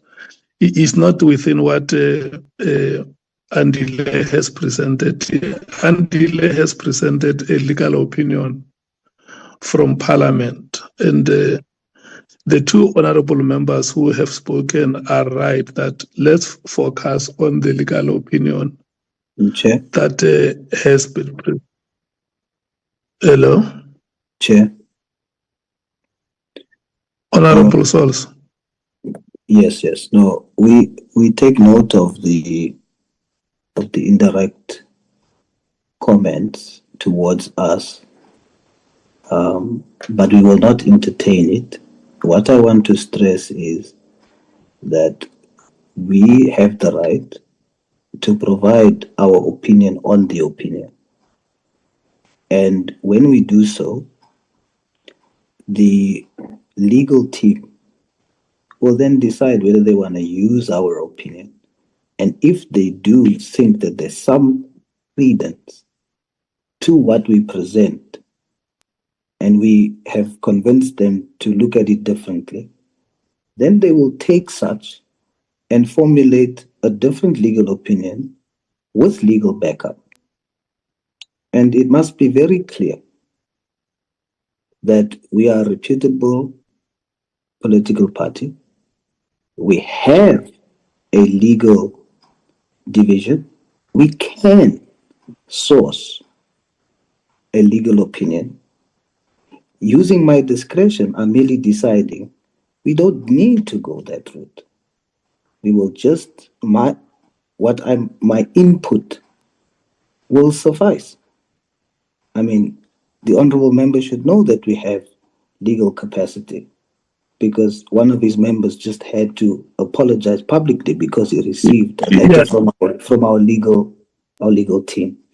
So I'm just saying we just exercising our right here, Chair. And thank you for protecting that right of expression from our side. Thank you. Chair, if we're going to allow him to just speak like that and speak like there's no limitation here, we can do the same. He can't claim his party has got some member of another party withdrawing because they've got a sound legal opinion. It remains your party's legal opinion. It is worth the papers written in that office, and they'll never leave that office for anything in society. Our legal opinion is what has been presented by Parliament. And that is what the parliamentary representative told you here, that it doesn't matter, we won't change. Even if you come with that legal opinion of yours, it will not change anything, The parliament has given an opinion, and you say you're going to seek an opinion. You are rejecting parliament opinion. At the same time, I'm going to read this opinion. You are rejecting what you have not read. That's what you are doing, Mus. It's small goal. That's how you survive. Small goal in people. You don't read.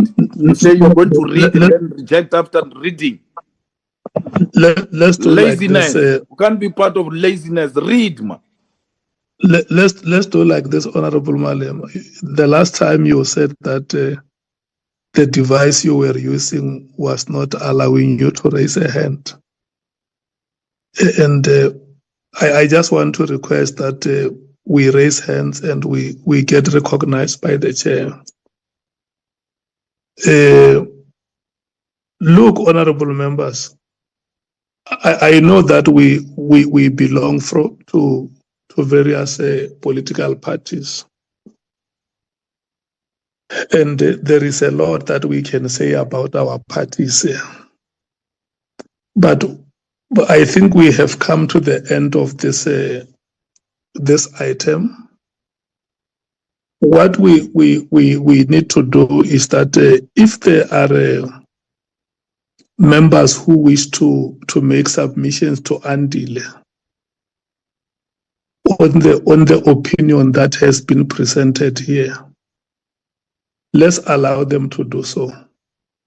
And the legal team of Parliament will consider those submissions that it would have received. And they will come and give us a feedback how they have interacted with those submissions and how do they clarify them. I think that should be sufficient. I see the hands of Honorable Skosana and Honorable Nomvalo.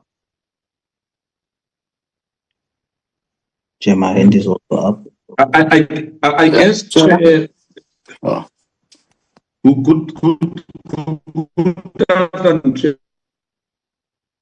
Yes, switch off your video. I guess yes, I guess switch off your video because it affects your sound. Yes, I guess, Chair, the from Umkhonto party. I think the honourable member.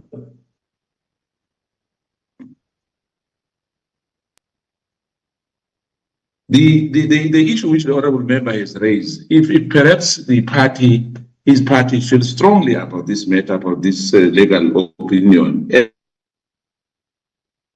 as well, but we accept that there's a legal opinion from Parliament, and anyone who's not happy with that, you know the rules. You go to court if you want to. And thank you, Chair. Honourable Nomvalo. Yeah, no, thank you, Chair. You would forgive me if I missed something. I forwarded an apology to Ramani. I had a radio interview, but I just came in when you were making a summary on this issue, Chair. I think your summary is opening a can of worms, Chairperson.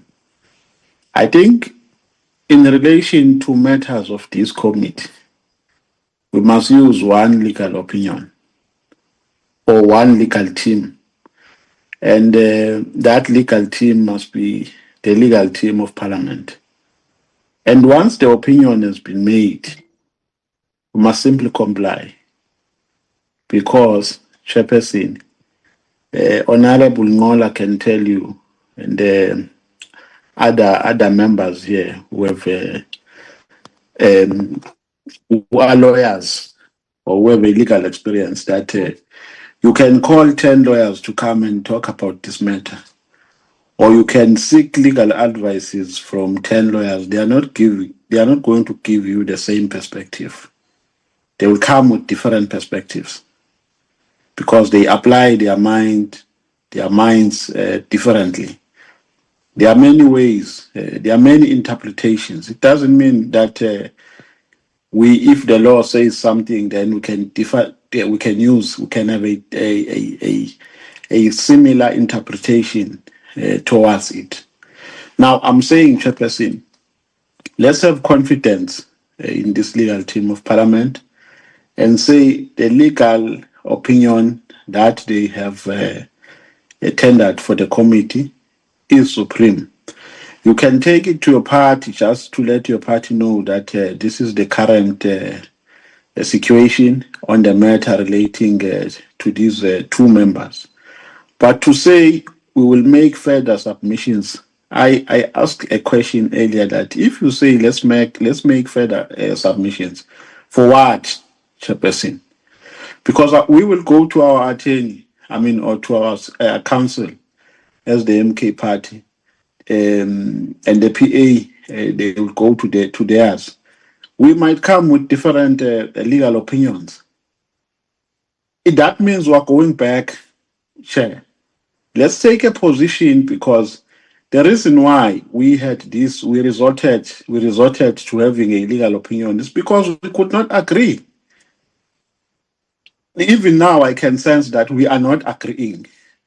So we can't, Chairperson, have an open-ended democracy. At some point, a decision must be taken, and the method that we have used in this regard, I think, is fair enough to say, before we arrive to a decision, let's first get a legal or an expert opinion.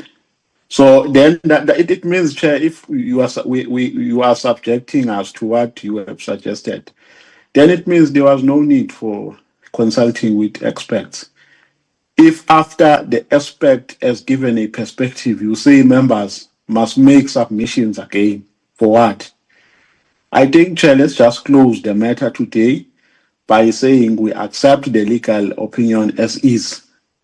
And I agree with what Honorable Skosana is saying, to say, if you disagree, then go to court. Because we can't stuck around the same issue. At some point, we need to move on. Thank you very much. No, I pardon you, because I heard you saying that there is something that you missed, but we will clarify it. Honorable Sols, and the last will be Honorable Sangon. Yes, Chair. We will fully use our right to express our view on the legal opinion. I promise that I will submit that tomorrow. But Chair, you are yet to let me know when we would receive a reply. What would the turnaround time be for the reply after I submit tomorrow, so that it's not an open-ended, indefinite period whilst the committee continues. So just to have an idea. Okay. Yeah. Thank you, Chair. Honorable Sangoni, Honorable Malema. Thank you very much, Chairperson. Chairperson, with all due respect, I truly believe that the debate that we're having here is an exercise in futility. When you made your recommendation, which was pointing us in a direction, we agreed as the African National Congress that because despite whatever the issues are, we are not going to take a decision to agree or disagree with the matter without having had an opportunity to go through the documents. So what we understood you to be saying is that here are the legal opinions, they have been presented, the parties must go consider them and then make their inputs. So that's the first point why I think that this is a futile exercise, because we can try and convince each other here, but I don't think that anybody wants to take a decision without having an opportunity to thoroughly apply their minds to the situation. The second issue, Chairperson, which still remains unresolved, and again, why we may be undertaking an exercise in futility, is that regardless of our positions on this matter, at the end of the day, the rules of the National Assembly still do not allow any of us to take a decision with regards to recusal or anything of that kind. So while we may hold very strong views one way or the other, up until that particular situation has been at least decided, then we can discuss these opinions until the cows come home. It's not going to take us anywhere. So I want to propose, Chairperson, in addition to once again reaffirming our support for your proposal, that we have a look at the opinion I think I align myself with the members that say the DA opinion is a nice to have. It's good to see that the DA has sought an opinion, but it's not binding on the committee. The opinion that we need to look at is the Parliamentary Legal Services opinion, and we're going to have to seek I don't want to call for another opinion again, but we have to answer the question, to what end? Because if we all go through the opinions and we still hold strong positions, there's nothing we can do about it. We can't ask members to leave. There's nothing in the rules that allows us to do that. So that, I think, is a question that we still need answers, Chairperson. And as we go off and look at these issues, perhaps the suggestion that had been made that we get an opinion on that is what we should consider. Thank you very much, Chair. Honorable Maliam. No, I'm covered, Chair, it's fine. Thank you so much. Let me tell you, honorable members, this is what is happening. If we were to go out of this meeting now and get to our proceedings, the document which we will use in those proceedings as a document of reference will be the legal opinion that we have here.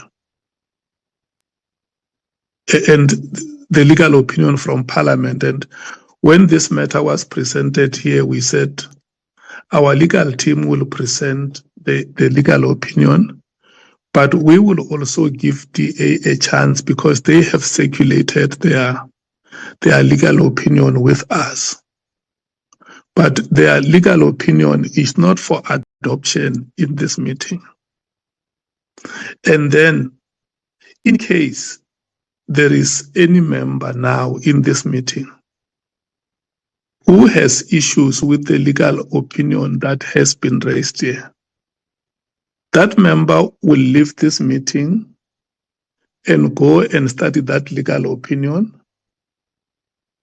And if there are issues that the members want to raise on the legal opinion, they will forward those issues to the legal team of Parliament to say, we have read your legal opinion. There are the following issues that we want to raise with you. And the legal team of Parliament will come back to this committee and said, the legal opinion that has been presented, there are the following matters which have been raised by honorable members. And this is how we are clarifying those matters to you as the legal team of Parliament. And if the clarity is given, the committee can decide if it agrees with those matters or not. But for now, honorable members, we are going to leave with what we have until substantive matters have been raised with the legal team by honorable members. Is that very clear?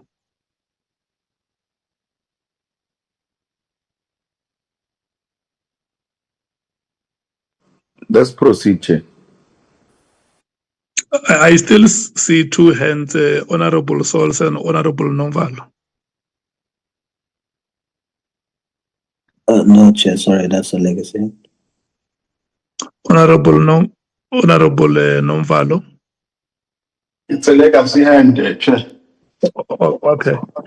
I'm not seeing any other hand, so I think we're going to conclude the matter that way. Is there anything further you want to clarify, Andile?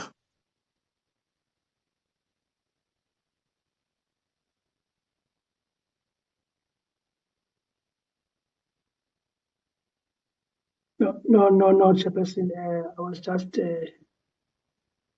looking at. Okay. And then the matters that the members may raise with you, how soon are you able to come back to report to the committee? Which matters? In the event there are matters, there are submissions that you get from members on points where they differ with the the legal opinion, how soon are you able to give the committee feedback? Chair, given that today it's Wednesday, perhaps we can do that on Monday. Look, Chair, Okay. we've got Chairperson standard operating procedures. It's just that in respect of the opinion we've just given to the committee, we've had to work like a machine, Chairperson. Otherwise, our SOP Chairperson talks about 7 days. Yeah, but Chairperson, this one we're able to put it together quite quickly because we thought these matters, Chairperson, are very important, for the committee moving forward. And that's why we thought, let's put other things aside and push it. But Chairperson, look, I think Monday next week, Chairperson. Yeah. Okay. So the members have tomorrow and Friday if they want to make any submission on this matter.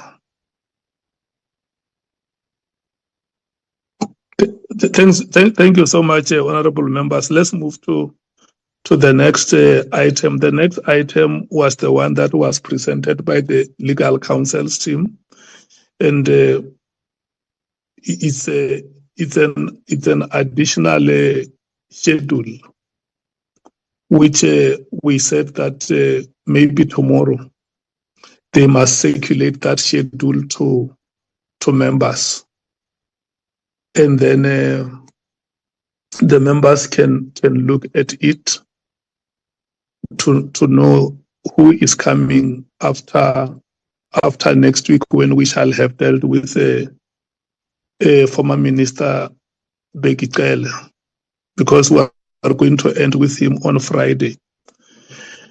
So that schedule will be made available, and I think members can be able to comment when they have a physical document with themselves. So I want us to move to the list. General Khumalo, Lieutenant General Khumalo,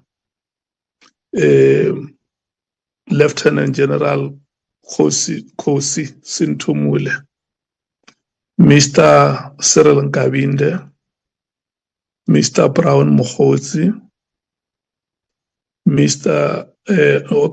General Rabi, and is it General or Brigadier Litoko in the office of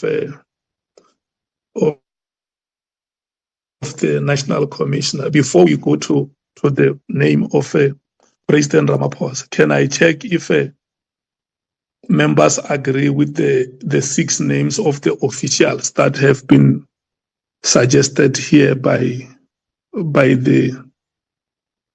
the team? ANC.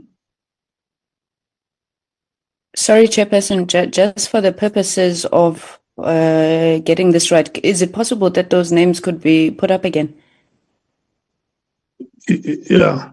And then can I also just request to get clarity, Chair, that on this matter of the officials, are we allowed to make additions? I'm assuming, based on your last comment, is that you just want us to look at officials for now. Can we add? Let's do like this, Bonani. Let's put the names on the screen.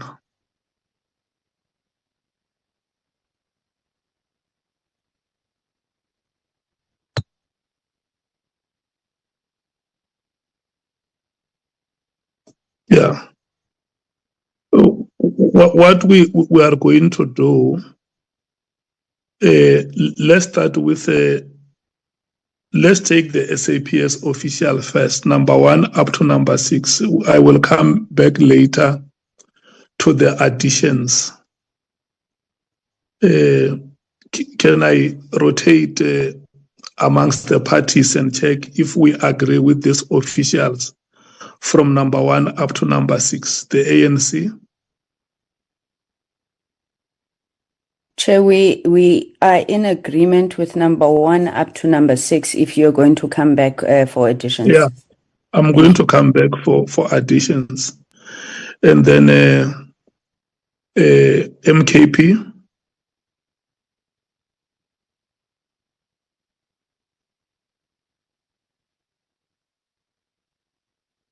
We're in agreement, Chair. DA.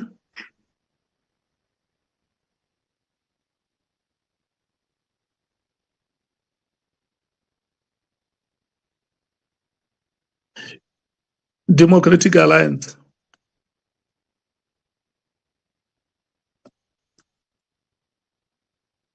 EFF.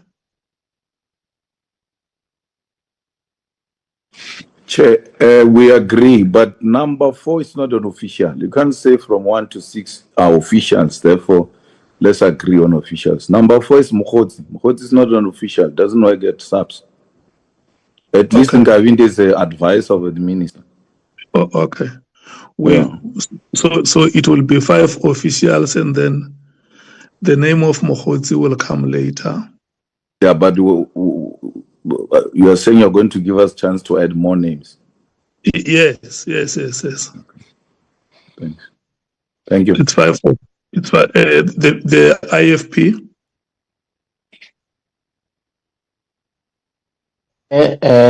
Well, we're compatible with 1 up to 6. 1 up to 5. Let's say 1 up to 5. Oh, 1 the up general, to 5. 1 up, yeah, 1 up to 5. The generals that are here. Okay, fine. The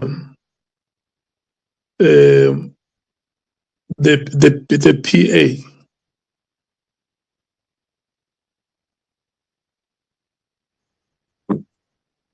All good, Chair. I'm just thinking, I don't know what his rank is, but yesterday an affidavit was given by is it General Kunene? I don't know what his rank is. The name that you talk about, is it on the 5 that are here? No, the name is not there, but seeing that we're talking about... we will come to that later. Do you agree with these 5 names that the legal team is proposing? And if I have another official, should I not propose? If it's another official? Yes, we are going to gladly give you a chance later to make additions. Now we want to check on the 5 that the legal team is proposing, if you agree with this 5. No problem, Chair. Agreed. Okay. Thank you. The Honorable Vessels. Agree, Chairperson. Thank you. Honorable James. Agree. Thank you, Chair. Thank you so much. So this is what we are going to do. These 5 generals have been agreed to. Now, let me check with the members. Do you still have within the SAPS, generals or officials that you want to add to the list? ANC. Yes, Chairperson, thank you very much. We would like to add either, we don't know whether it's the same person, so either the SABC CFO or the divisional commissioner, or we don't know where exactly this responsibility lies, but on the matter of the budget allocations for the political killings task team, as well as the 360 million rand Medicare contract, whomever would have been responsible for the allocations of funds. So whether it is the SABC CFO or Divisional Commissioner Supply Chain or even DNC operations, if that is where it resides, perhaps we can be guided on who that is. We would also like to add, and Chairperson, as we add names, it's not, we are not insisting that they all need to appear before the committee. It could be a request for information. But we would also like to add General Sebola on the basis that General Sibia said that they communicated the instruction to them. So we would want to understand what exactly happened there. I think the other generals and officials have been covered on our side. Thank you, Chair. So is it the name of General Sabula that you are suggesting? We are suggesting two names, Chair. The person who deals with budget allocation and the person who would have been responsible for the awarding of the Medicare contract.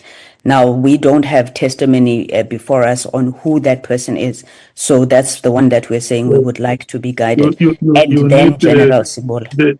you need the CFO and the person who could have been head of procurement Yes. at the time of Matala's appointment. That is correct, Chairperson. And then General Sibola. Then the last will be General Sibola. Yes, thank you, Chair. Okay. Are you done? On officials, yes, Chair. Okay. Can I move to the MKP? Thank you, Chair.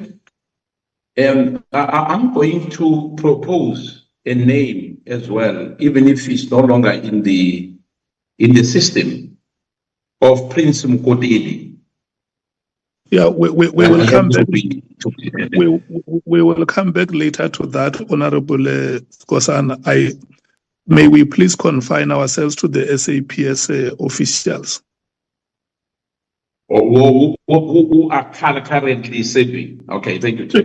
They might have been implicated, or they may be officials of interest who can come and help. Okay, I wanted to add the CFO as well, but I see already is here. It's fine. We are okay, Chair. Thank you. Okay. The DA.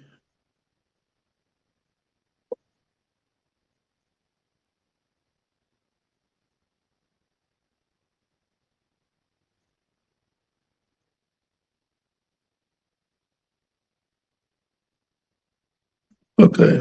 The EFF.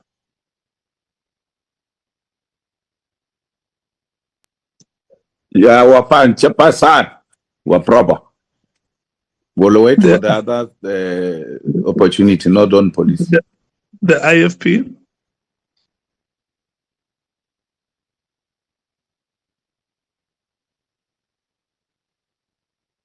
Hello. Thank you, Honorable Chairperson. I would like to add the name of Lieutenant General Msikili on the basis that on the day the letter of dissolution of the PKTT was actually written, he was actually the acting national. Yeah, it's a female official. She's the one who was acting at the time. She was acting at that time.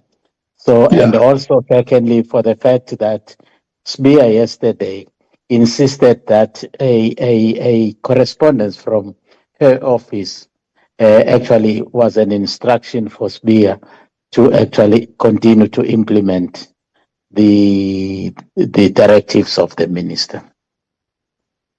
Okay. So, Bonani, may you please write Lieutenant? Okay, is the PA? Is that all, Honorable Mwango? Yes, Honorable Chairperson. Okay. Honorable Sols. Brigadier William Sipo Kunene. Brigadier Kunene.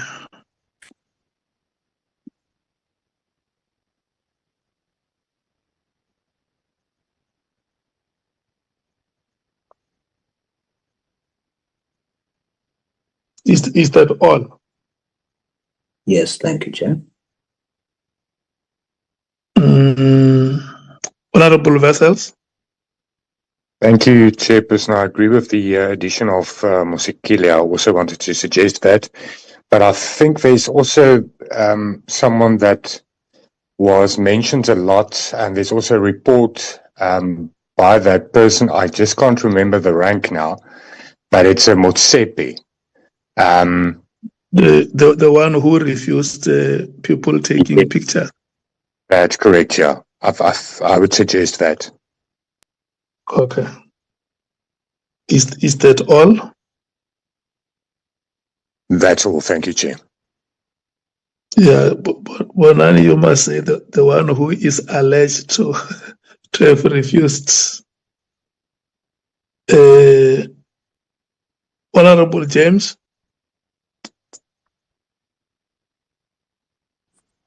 I'm covered with Mosikile. Thank you, Chair. Okay.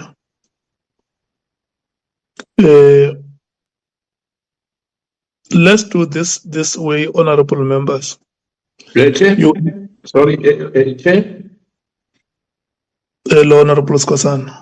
Before you close, can you please as well add Major General Mkhwanazi, because he was mentioned as well. Mkhwanazi, Major General Mkhwanazi. Thank you. Okay.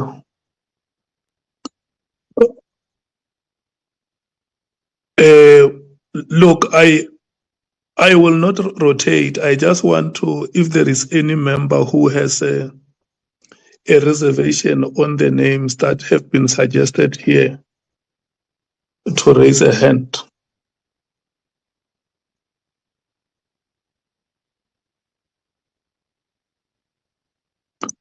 Okay, I'm not seeing any hand. The assumption is that the list is the additions are accepted. So, Bonani, may you read the names that have been added to the 5 of the SAPS officials. Chair, we start at number 6. We still have to ascertain the name of the person involved, the CFO or Division Commission.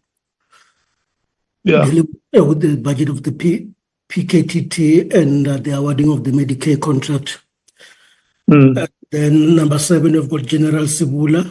We've got Major General Mkhwanazi. It must be 3 people. Number 6 must be the CFO. I also forgot the name, but I think it's the Lieutenant General in the position of the CFO. And then, can I help you on that? Hello. Can I help you on the CEO on the CEO there? Yes, CFO. It's the Lieutenant General Dimpane. Yeah.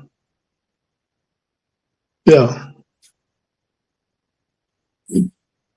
Okay, Chair. So then I will get the exact name of the person, the CFO, and then we've got General Dimpane. Write it, Bonan. Write it. Can you spell it for me, Mr. Skosan? Is the DIMPANE.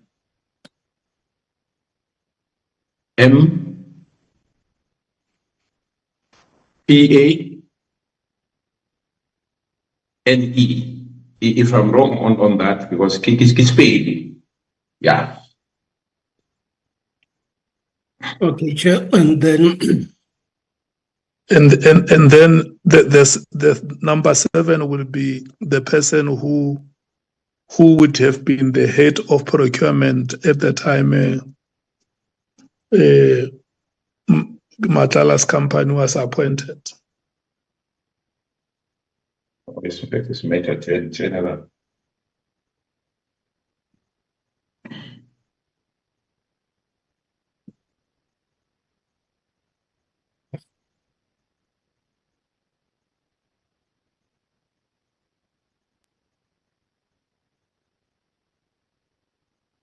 Okay, Chair, and then number 8, we've got General Sibula. And then there you are correct.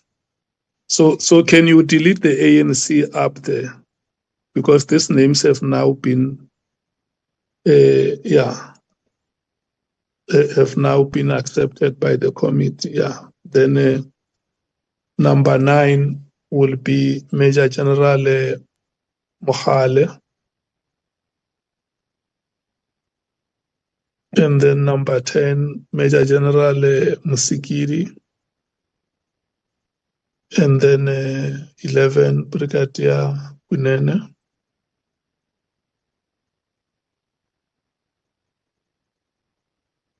12, I think is... It's Major General, Chairperson. I checked. Major General Motsepe. Yeah. Thank you.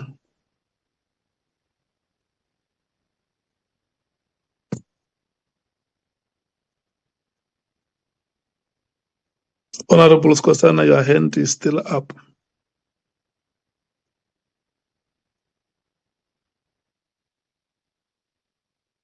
It was a legacy. Thank you, Chair. Okay. The next batch will be people outside of the SAPS who are not politicians. And what has been suggested here is the name of Brown Mkhwanazi by the legal team. Are there any other names that members want to suggest? Honorable Malema.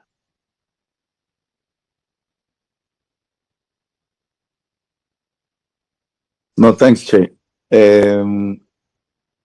I suggest we bring Kat Matlala then.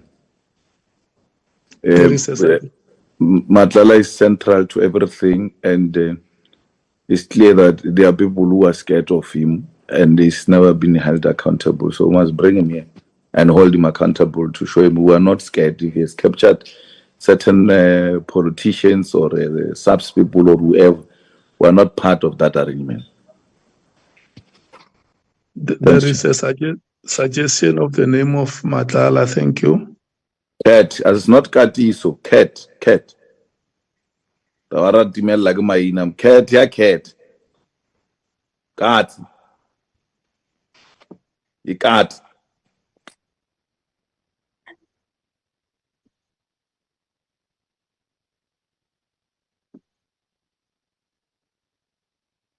Honorable Skosana. Thank you, Chair. I think the spelling is still not right. It should be C-A-T, Ikonjo, Ikonjo, cat, C-A-T. And I'm going to suggest to you, Chair, that we need to have as well Mkhwanazi from Eguruleni.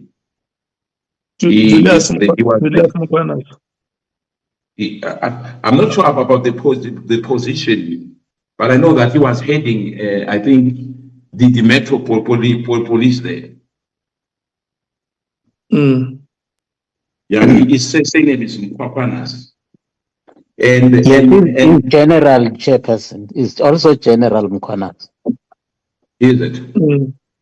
Yeah. Yes, but Julius is the name. You are right. Julius Mkhwanazi. General Julius Mkhwanazi was a deputy chief of police at the time.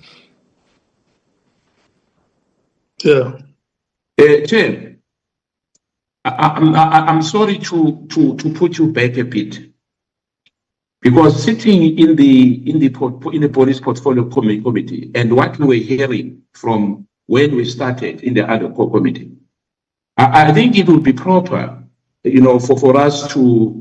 I know that perhaps the list will look big, hence I only gave you Major General Mkhwanazi.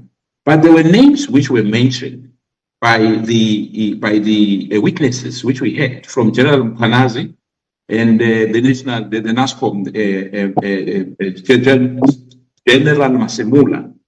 I'm not sure, Chair, that that list of police, as you said, you want us to finish that first. Perhaps I'll take you back for a second. That those members who were mentioned there, in particular in the top echelon of the South African police service, well, Miss Middle Management, was some of them are major generals.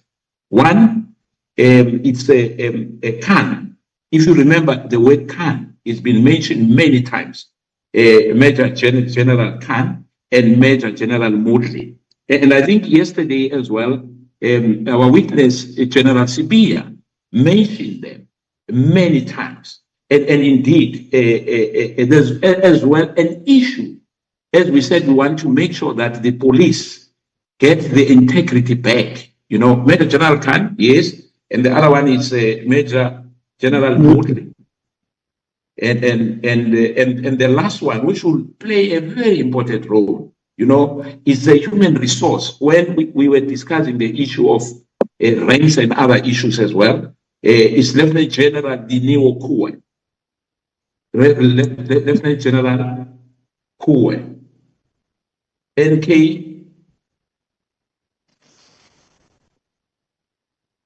HUOA.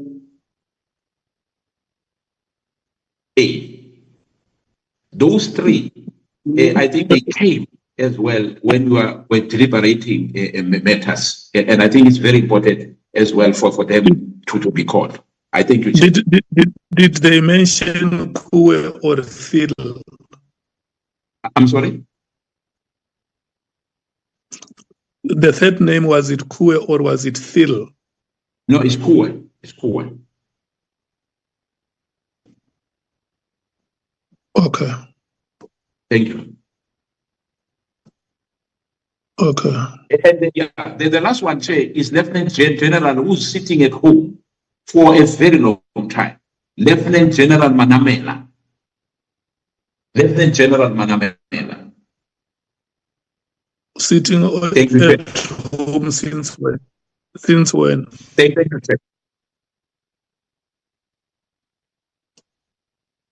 How long has he been sitting at home?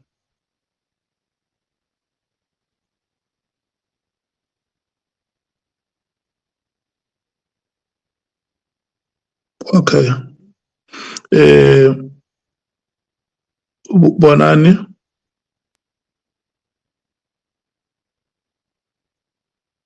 Yes, Chair. Yeah, Bonani? Chair. So it will be 12, 13, 14, 15, 16. If you can just, adjust. Chair, I don't know whether the network, he's been sitting at home for some time, Chair.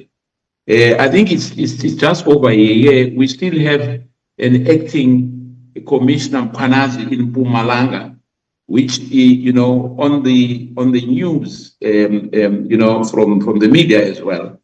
It's a very peculiar issue about Lieutenant General Manamela, and I think it's very important for us to make sure that he's involved, because there were allegations as well against her, and I guess he will help in terms of what is happening in the top echelon of the South African Police Service.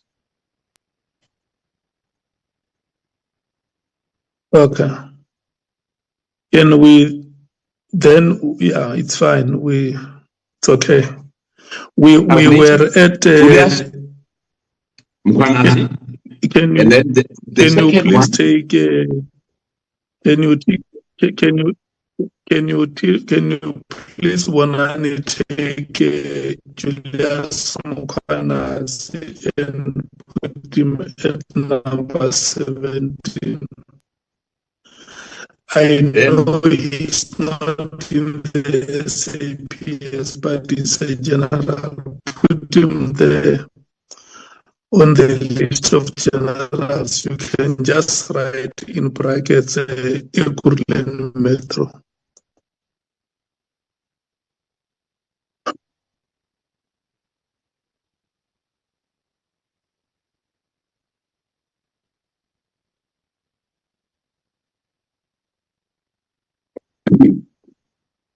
Honorable Chair.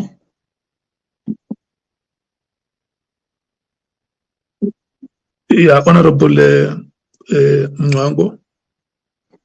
Yeah, I don't see the name of the head of the NPA. And is it NPA or NPP? The Batohi?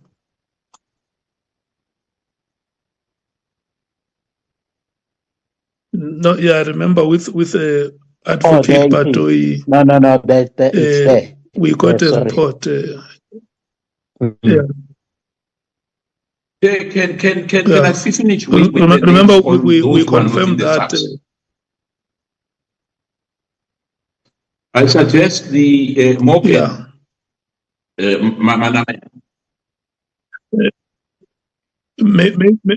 Maybe what we should do, let's rotate it. I think if we rotate it, it gives us a better shape.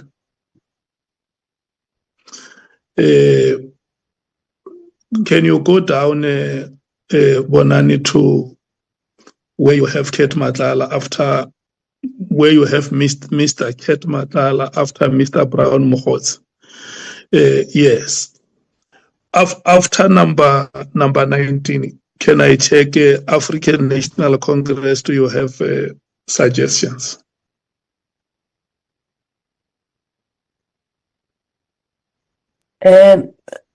Thank you, Honorable Chair. I'm going to maybe just defer to other members of the ANC if they want to make additions.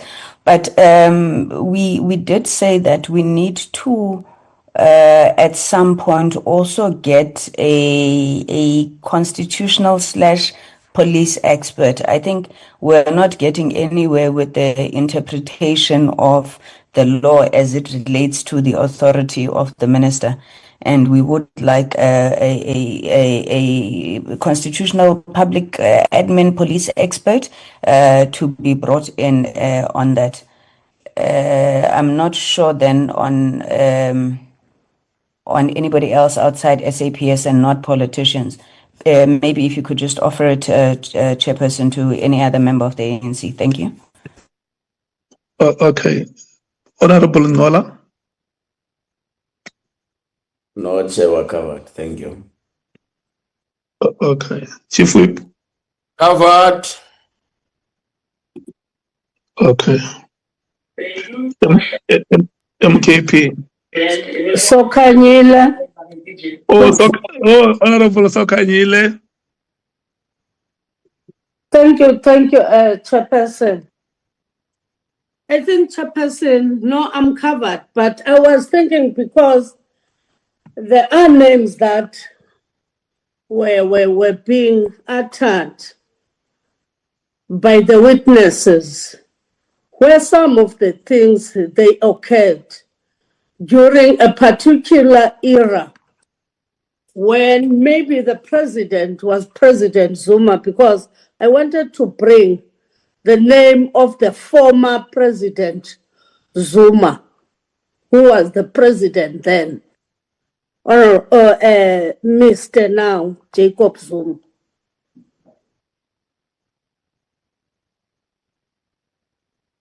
The name of former President Zuma is suggested.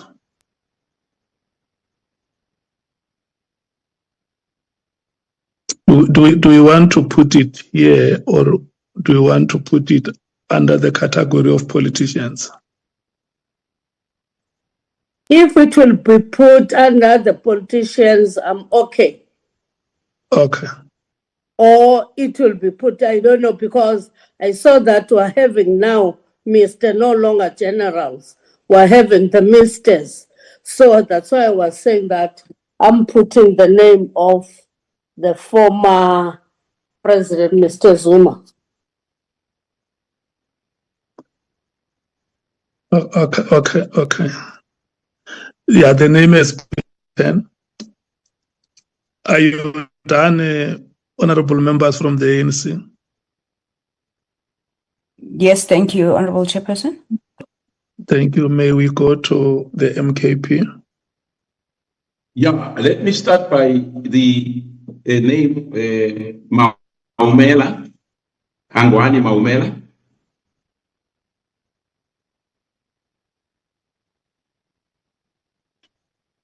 And then on the politician side, because we will I'll give you the former president Thabo Mbeki. We are still coming to that. We are still coming to that category. Chair. I'm still with the MKP. Yeah? Chair, this is the MKP. Yes, you can go ahead. But let me before comrade before honourable member comes in, I've mentioned the issue of President Thabo Mbeki, and then you said that we are still busy with the other one. Then I'm done. My colleague will take over. We will come to that later. We are going through this list category by category, and there is no category which will escape, honorable members. Just be patient. Thank you. Yes. On this list where we are now at number 21, is it Honorable Nomvalo? Do you want to make a suggestion? No, Chair, I wanted to make a suggestion on the list of politicians. Okay, we're coming there. Okay. So can I pass the MKP and go to the DA?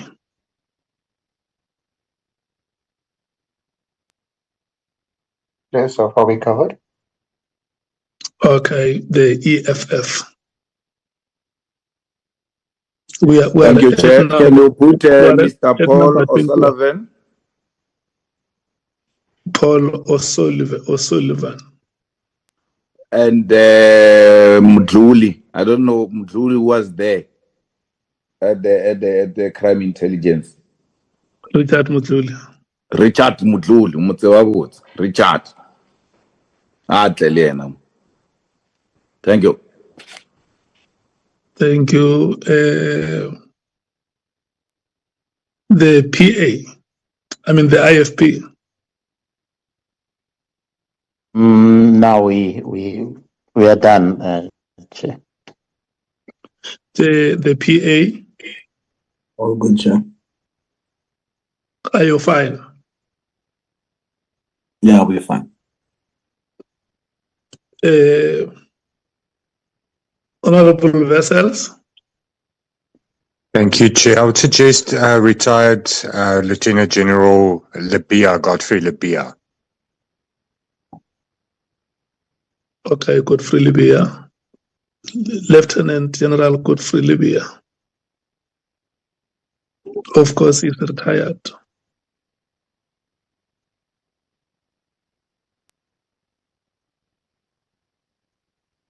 Okay.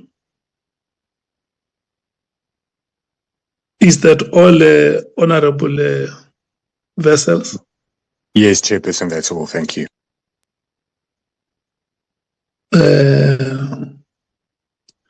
Honorable James?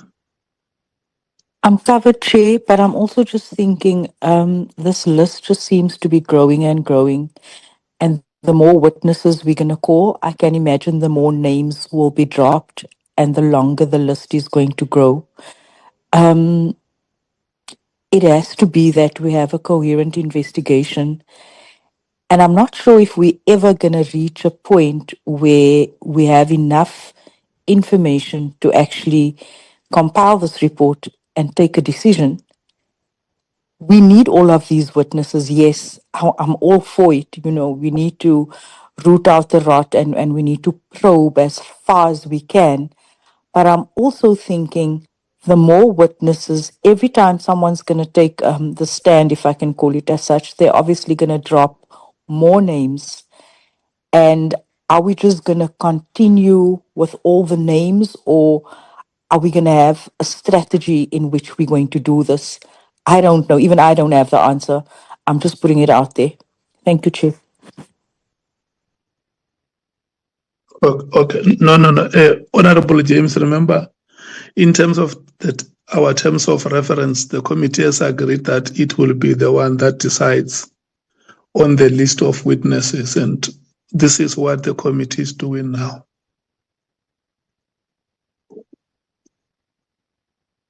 Is that okay?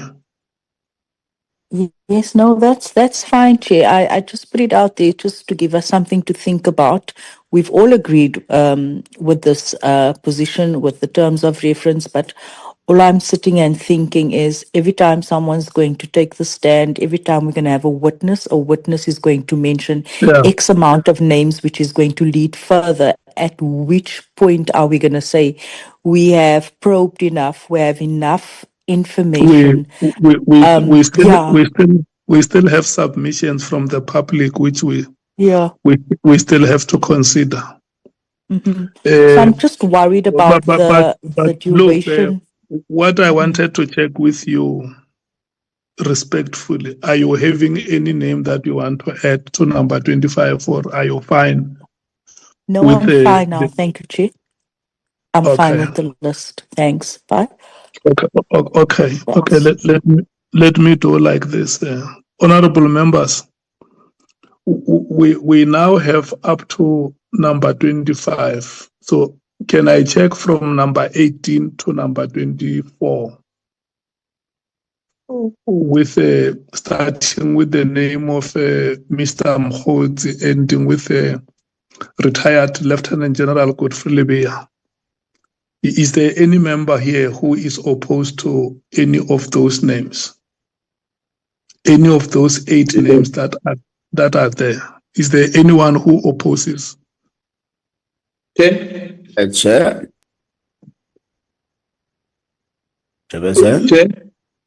It's fine. Let me move party by party to get to ANC. Yeah, thank you very much, Chair. I think in a majority one agreement, I think one person that we're forgetting is a person by Mary Diaz or something, the one of KZN. Also, Chair, let's go to 21. I'm not quite sure. Maybe members can take us through of the involvement of that thing in this issue we're dealing with. The last I checked, his issues were relating to SIU and the Tembisa Hospital, unless there is a briefing or there is information that I would not be averse about. I'm not quite sure. Maybe members can be able to align him with the terms of reference and what we're trying to actually objectively achieve. I'm not sure about that number 21 person. Thank you, Chair. Okay, so you agree to the addition of Professor Mary Diaz and question the inclusion of Mr. Hangwani Maumela too? Yes. Okay. Yeah. Just a relevance to what we're trying to do. Okay, I think what we will do, we will put a question mark there, and then we will come to that name separately. MKP from number 18 to number 25. With the question. Before my colleagues come in, I want to find out, because we had a list which we submitted before this one. Is that list being discarded, or these names which we are suggesting now are going to be added into those names which we suggested, I think a month ago now? Yeah, no, but remember the list that we agreed on previously. We said let's go and run the proceedings and hear the key witnesses. And if you check on that list, you compare it with this one, you will see that this one is a much improved list.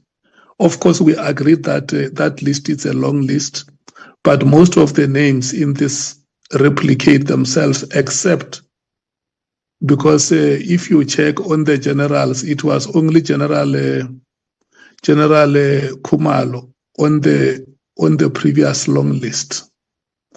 It was only General Khumalo whose name was there. So, but since we listened to those three witnesses, a list of generals, a long list of generals, is now being developed. I'm not answered, Chair. I want to find out about the list which we proposed. Is that list being discarded? Is this the new list? Or what's the status of that list? No, that list is not being discarded. That list is a long list. And this list that we are doing here now is a list that must be submitted to the legal team so that they can. So what we are doing here, we are doing a list in the order of preference, which must then be submitted to the legal team to start consultations. So in other words, you say that list still holds as well. Yeah, if you want to make reference to it, you can always make reference to it. But this one that is being generated here, once we are done here, it's a list that members are saying submit it to the legal team for them to start consultations. And that is why we do it in the categories that we do. So in short, we are saying we must bring those names again, which we submitted, as I said, a month ago. Yeah, let me do this. Can we go back, Bonani, to starting with General Kumar?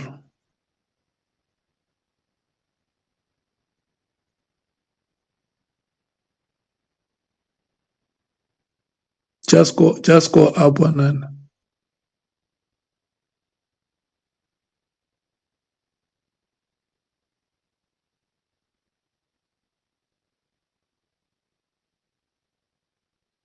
yeah.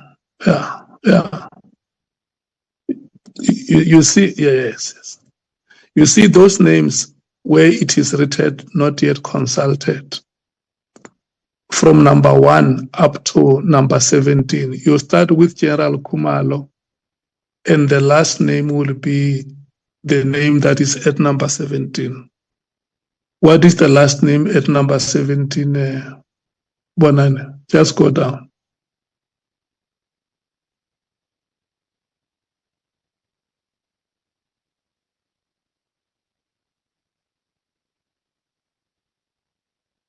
Yes, General Julius Mkhwanazi.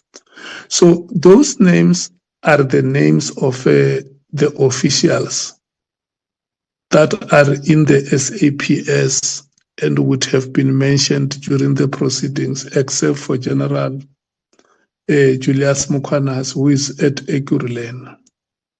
So those 17 names have been adopted by this committee today.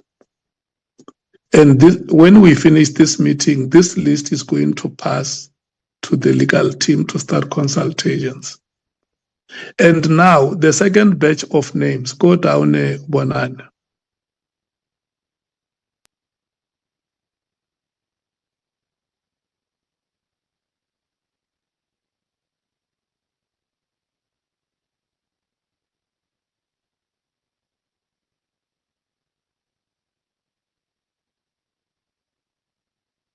Yeah. You see from number 18 to number 25. This is where we are now. If we agree on these names, it means after we shall have completed those names, starting with General Khumalo to General Mkhwanazi, Julius, we are going to take from number 18 going to number 25. If this list, this second batch is agreed to. So it will be the third batch if it is agreed to. That is where we are now. And that is why I wanted to check with yourselves the names that are here from number 18 to number 25, do you agree with these names? Yeah, Chair, my question still stands. Yeah, I was asking no. about. We will come to that question later. Okay. Thank you. Yeah. Here, from number 18 to number 25, yourselves as the MKP, do you agree with these names? Yes, we do, Chair. There is a question mark on the name of Mr. Hangwani Maumela to say, how does his name come to these proceedings? Because nobody has ever mentioned him. Yeah, remember, Chair, there's a lot of names which as well were not mentioned, but we mentioned them because they are part and parcel of the South African Police Service and the issue which is happening if the media is anything to go by. But as you said, we will discuss the issue of Maumela, whether he'll be part and parcel of this. But for now, for the sake of progress, we'll come back to him. If he has to be out, he'll be out. No problem. Yeah, put a question mark. Yeah, let's leave it with a question mark. DA, those names, including the question mark on Maumela, do you support? No, there's still no Nomvalo, Chair, please. Honorable Nomvalo.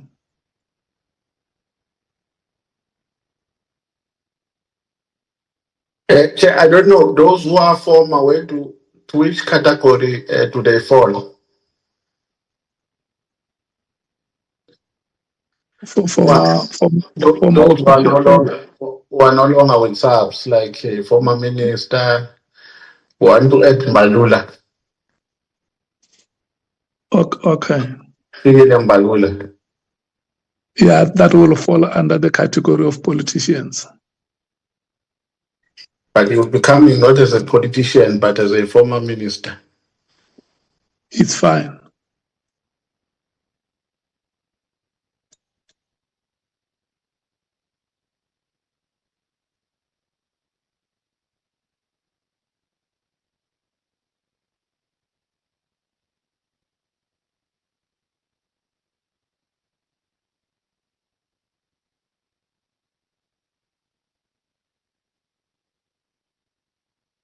MKP, do you support up to number 25?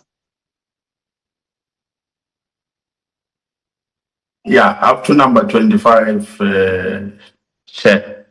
We will still make additions to politicians. Okay. The DA. Thank you, Chair. Sorry, I battled previously to get hold of one of my colleagues. I just wanted to find out, is it a possibility to add a name to the first list, the first 17? Yeah. General Johan Boysen. General Johan Boysen. Okay. And then we're in agreement. You support from 18 to 25. Correct. Okay. Can we move to the EFF? Good evening, Chair. Yes, we support the list, but you know who we've missed is Molefe. KT Molefe under outside SAPS politicians. Okay. Yeah, I don't know how we missed him.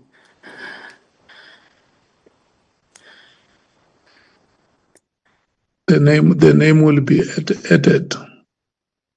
Thank you, Chair. Chair. Honorable Malema. No. I just want to say it must be, I don't know which approach you're going to take, but really, Hangwani Maumela is not part of what we're dealing with. Yeah, we said we will come to that name. Oh, okay. Yeah, that's why there is a question mark on it.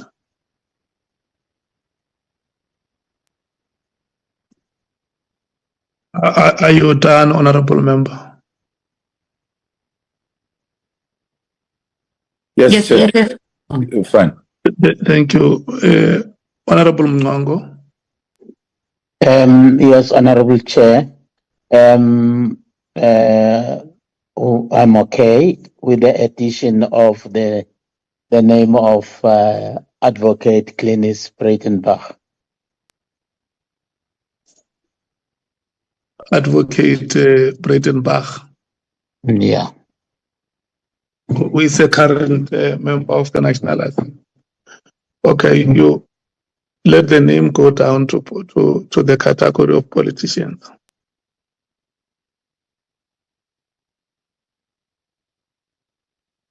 That's it.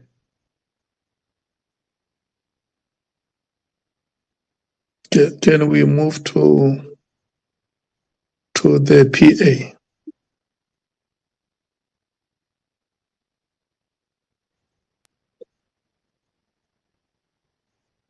Honorable Ian Cameron and Honorable Barnard. Okay, the names will go to the category of politicians.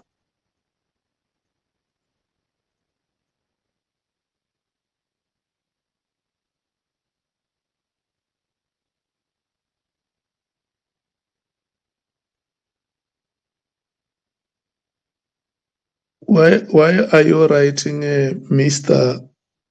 Bonani? Because these are members of parliament.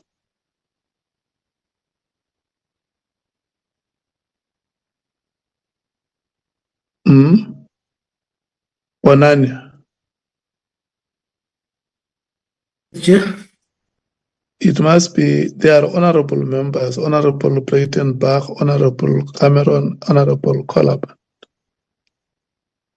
Noted.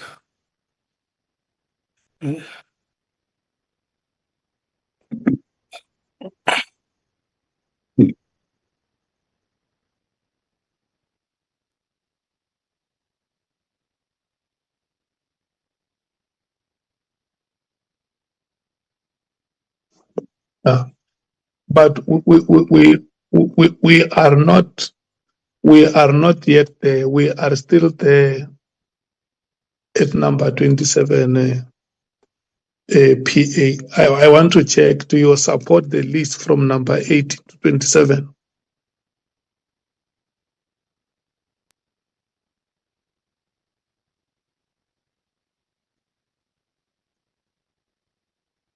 Patriotic Alliance. Yeah, I support you. I just had to get my charger. Battery is running low. Honorable Vessels.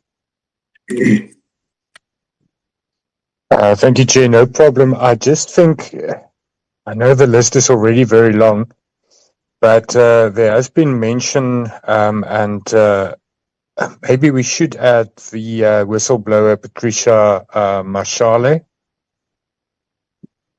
I have doubts, but maybe we should not prioritize her, but maybe we should add her.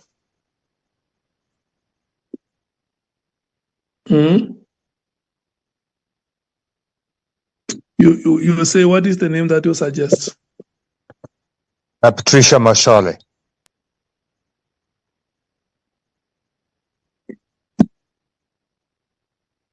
Okay. Are you done? Yes, Chairperson.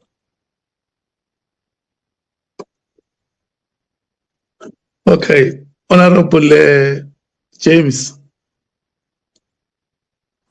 I'm covered, thanks, Chair. Thank you so much. So, honorable members. Chair, I've raised my hand, Chair. Yeah, but when we give you a chance for Honorable Skosana, you must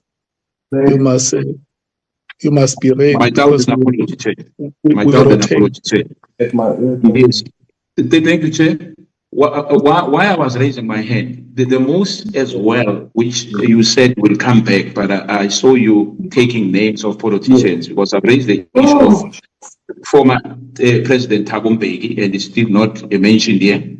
And my last on that police one, Major General Rode, Yeah, who was doing the issue, his name came, was doing the Parapara issue, had to be added on the police who are currently in the service. Major General Rode. Thank you, Chair. The issue of Mohammed, I don't think you have to discuss it. I think it can be taken out. Let's not waste time, Chair. Thank you. It was raised by me anyway. Thank you. Chair? I'm done from my side. okay. Yes. Chair, I think we are forgetting one person here. Yeah. Mr. Fidel Adams. You mean Honorable Adams? Yes. Yeah. You are moving ahead of me, honorable members, because we are. Chair. Chair. Honorable, is it Honorable Ngola or Honorable Malema? It's Malema. Oh, okay, let's check if Honorable Ngola is done. Oh, sorry. Are you done, Honorable Ngola? Yes, yes. Am I going to say praise? Eh? I think Yeah. no, I think I take the submission by Honorable Skosana on the Maumela thingy. Yeah. Can I you think, remove can you remove the name of Mr. Hangwani Maumela? Chair. Bonani? And then can we take Honorable Malema and hear him? No, I was saying I thought you were not capturing what Honorable Skosana had said on Maumela, but I'm covered now. Okay. Can we go to, so we no longer have to discuss the issue of Mr. Maumela because the name has now been withdrawn. Number 20 is Brown Ubonani, not Bound. If you can just edit it there. Yeah, can we then come to the last category here? I'm passing from number 20 to number 27 because my impression is that we have agreed to that list. Okay, I don't see any hand. Chair, it's Honorable Shong. Just a point of clarity, Chair. Yeah. I see you're counting from 18 going down. Is it that from the top there's those names that we mentioned before, like the people from IDEC? Is it inclusive of that list that we did before? Yeah, no.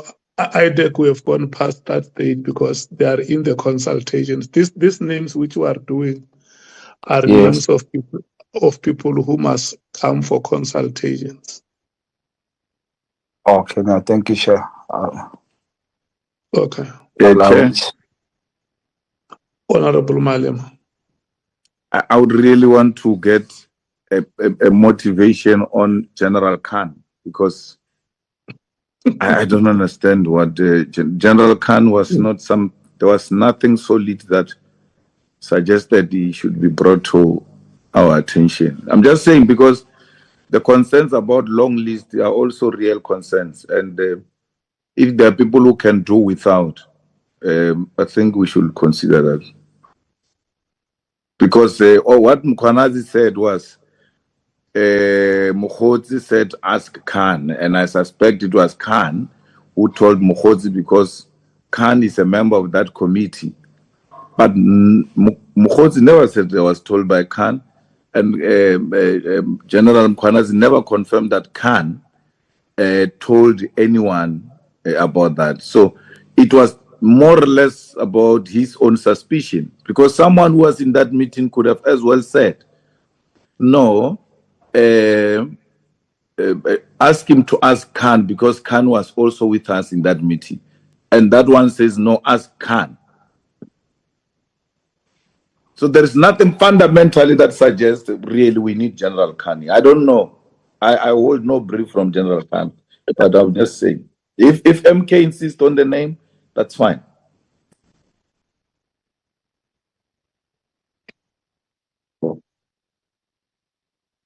MKP. Chair, the issue of Major General Khan, because remember he was dismissed once upon a time. There was a drug bust which was alleged that there was an issue on that. Hence he's here on this list, as I suggested him as well. Because it's not me. His name came in many times in terms of the drug bust which we were told about. Thank you, Chair. Otherwise, we make other motivation. I'm just giving you a summarized version of that. Okay. Can I rotate the name of Major General Khan between yourselves and I hear what your comments are? ANC. Thank you very much, Chairperson.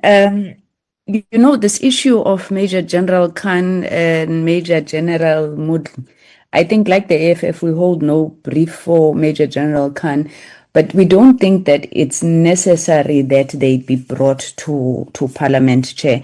I think Major General Khan and Major General Mudli were, however, mentioned insofar as General Sibiya was indicating that General Khan and General Mudli were victimized by Lieutenant General Khumalo.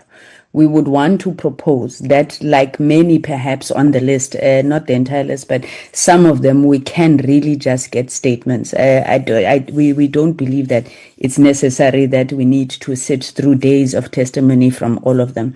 But a statement with regards to the victimization by Lieutenant General Khumalo would suffice. Thank you, Chair. So your suggestion is that if the name of General Khan is on the list, it can just be merely for the purpose of soliciting a statement?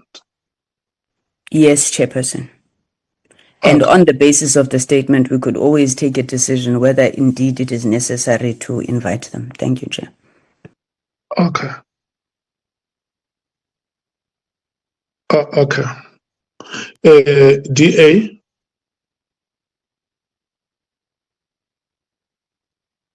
Yes, sorry, Chairperson, I'm just having a bit of battling to unmute. I would just like to find out if we could also add Kgalema Motlate. Is he on the list? Former President Motlanthe. Correct. He's not on the list. Are you suggesting the name? Yes. Okay. And Vusi Pikoli? Vusi Pikoli.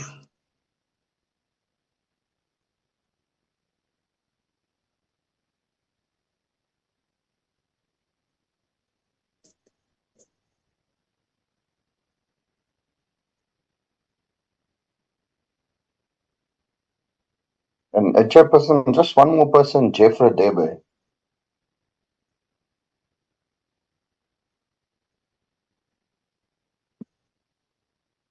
Jeff Radebe.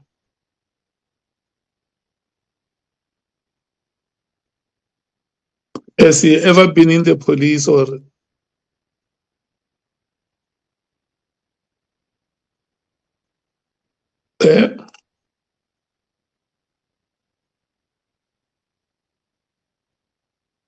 Okay.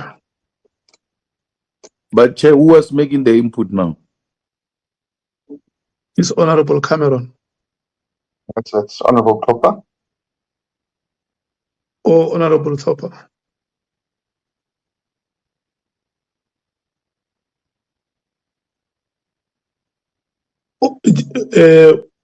Radebe, how is he related to these proceedings? Chairperson, I was asked by Glynis to put him on. As you know, Glynis had an operation and she's logged off, but she just sent me a message to ask to please put him on. You could possibly just clarify with the chair, as this isn't a final list and it still will be consulted.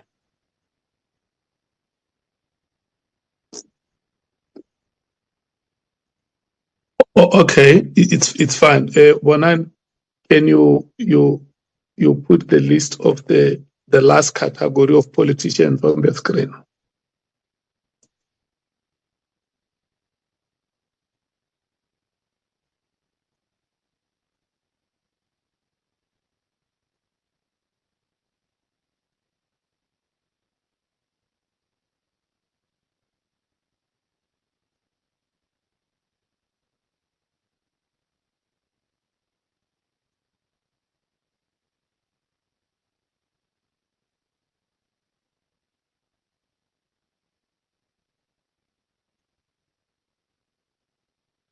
Chairperson, Hello, Bonan.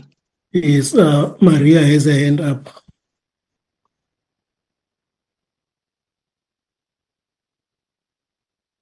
Who is Maria? One of the evidence leaders. Maria, Advocate Mkhwanazi.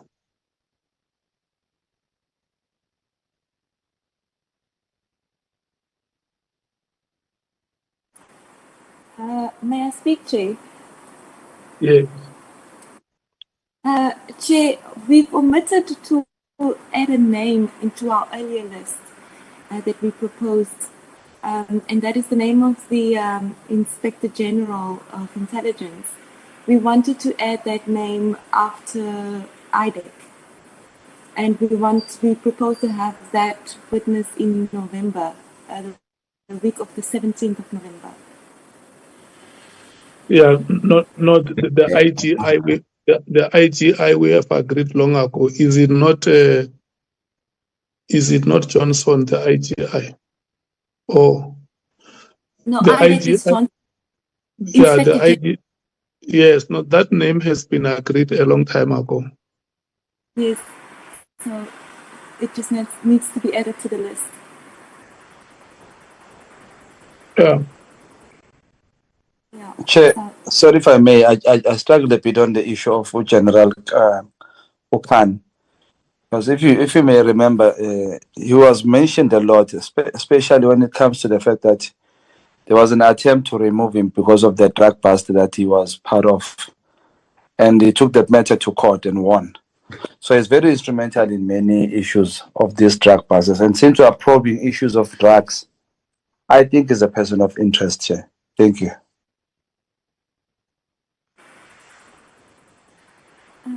Chair, I also wanted to. Sorry, Chair. I also wanted to ask if the evidence leaders may be excused, Chair. We are so busy preparing for tomorrow. Okay, that's great. That's granted. Thank you, Chair.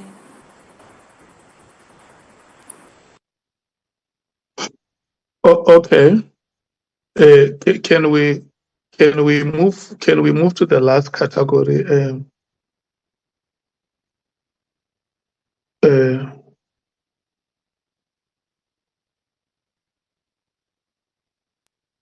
Bonani?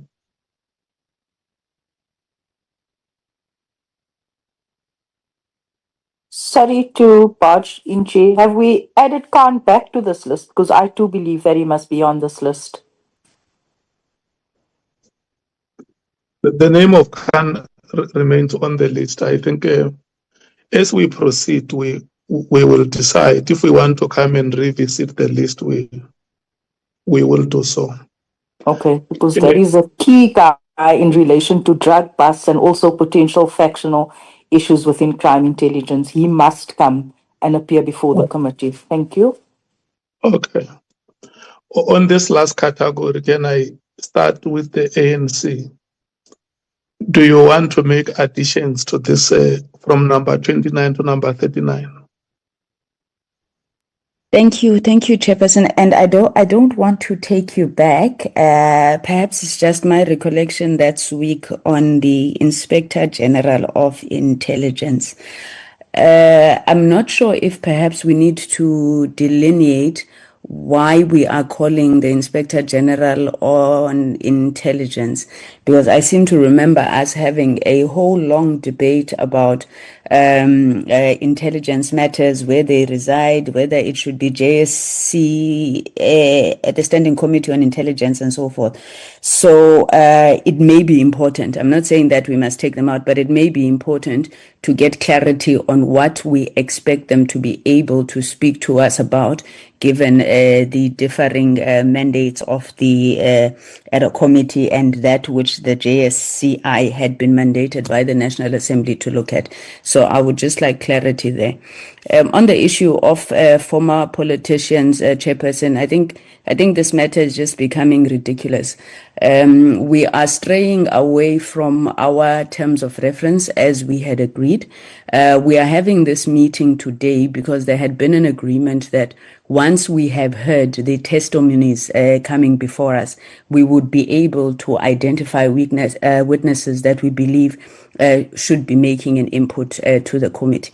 Now, it cannot be that we are playing politics on such an important issue, throwing the names of people who had not been mentioned just because they happen to be ANC leaders is frankly ridiculous, as I was saying.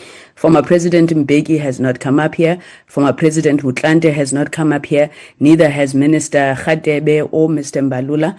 None of them have been mentioned by any of the witnesses.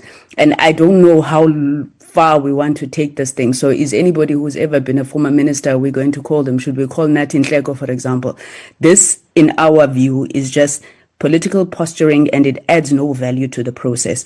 Honorable Sokanyile had mentioned former President Jacob Zuma because he had been mentioned repeatedly in the committee, and we may need to get an explanation on any of the other names, and it just can't be conjuncture that people wake up and think that they must throw these names in order to haul ANC leaders to parliament. Thank you, Chair. So what are you saying, We Honorable object to Sangweni? those names, Chairperson. You object to the names of Former President Mbeki, former President Mkhwanazi, Mr. Jeff Khatebe. We are open to Mr. Vusi Pikoli because General Mkhwanazi had mentioned him, although we don't think it was substantive. He was just ranting and raving about how he didn't like to be shouted at by Advocate Pikoli. Mr. Fikile Mbalula, we object to. Chair, if I may? No, I'm rotating. I actually agree. I never thought I'd say this. I actually agree with Honorable Diko that it's ridiculous that we now. John, point of order, Chair. You said you are Point of rotating. order. Point of order, Chair. Thank you, Chair. We are rotating it. Like we're We are battling now. rotating it. No, you're out of order. Don't do that. You know, let me remind you, honorable members, every time, including in our proceedings, every time we move towards the end of the proceedings, members become so agitated and we take a lot of time unnecessarily.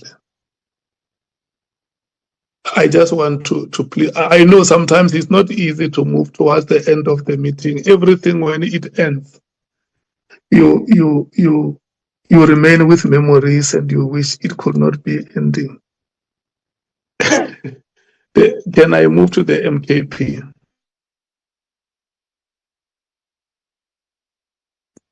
Or do I still have a hand in the ANC that wishes to speak?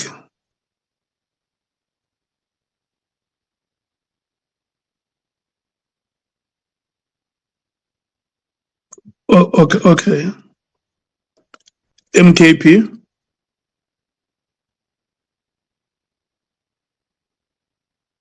Hello? Yes.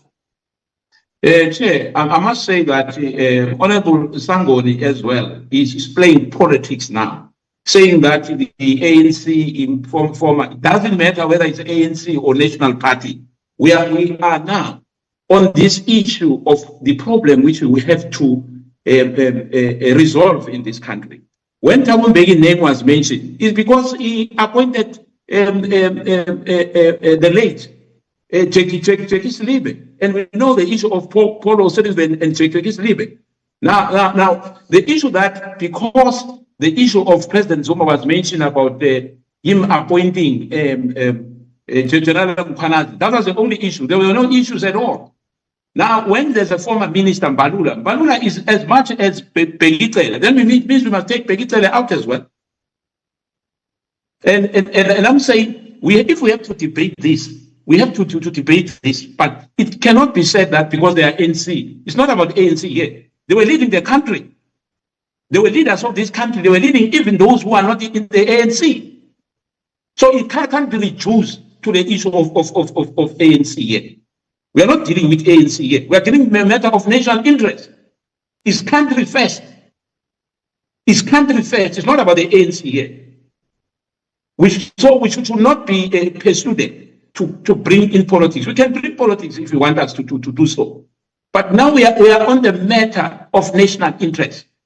It's about our integrity as a country, which we all understand that it leaves much to be desired. If it's anything to go by, what has emerged on the weaknesses we have to make sure that we don't fail this time. But now, if she reduced this to a political factions or whatever, some of us were not too prepared to do that. You know, I'm not convinced what she just told us here. There's no one who's targeted here. We want the truth. It's the same as the issue of Papalapala. And we don't want to go there when people are saying wrong things, but they close ranks. We're not going to close ranks here. We need the truth. All these things, if we agree, we agree. But let's not bring politics here and say, no, ANC, that, ANC, that. Because as I said that the list, but perhaps we'll come back to it, because we submitted the list a long ago, you know, and I'm still yet not convinced with the way you responded that maybe if they are consulted, it's a fact, then really I'm fine with it. Because the names which we submitted, Mashaba was there, Arthur Fraser was there. So I'm saying that perhaps at the later stage, but on this one, if we are bringing politicians, we cannot say that other people are untouchable. Philip Babula is a former minister of police. There's issues about that. Mbeki was a former president. There's issues about that. Thank you, Chair. Nomvalo will take over. Honorable Nomvalo. Yeah, no, thank you, Chair. Honorable Skosana has covered me to a large extent. The reason why we brought the name of the former president Mbeki here is not because we're trying to compete with the submission of the name of President Zuma.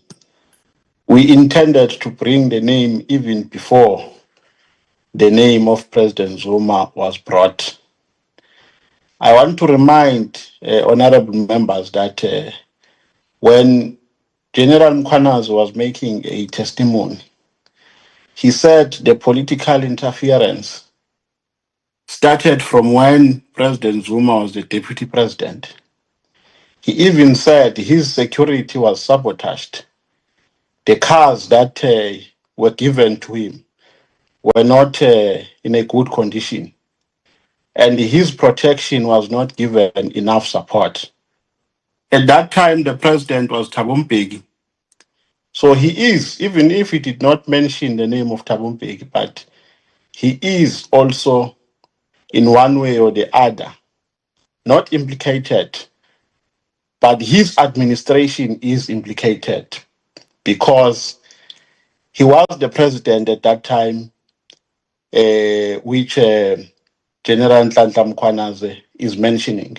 So it is on those bases, Chairperson, and that we appeal to members not to be partisan.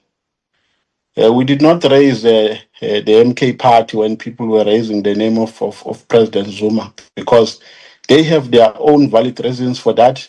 They believe that he should come and explain. We're saying President Mbeki must come here. I think for Mbalula, for the former minister, Mr. Mbalula, Honorable Skosana has made a motivation. Thank you very much.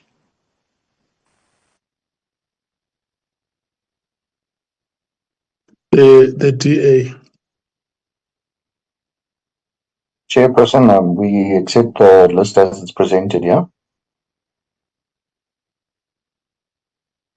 The EFF.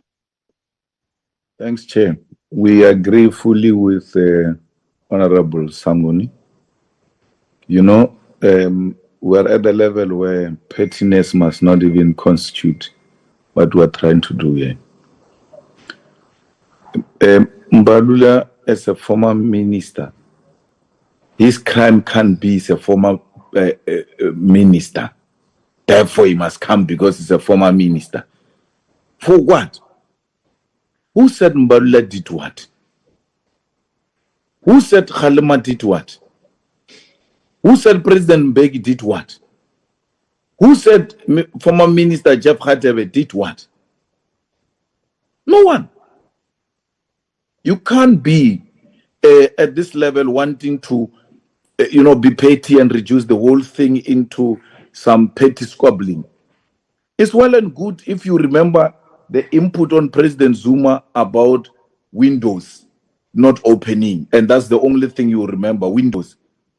But there was an issue there of crime where an acting police commissioner is given an illegal instruction to commit crime, and he reports that to President Zuma, and President Zuma does nothing about it, instead of saying, what are they trying to do as an executive authority?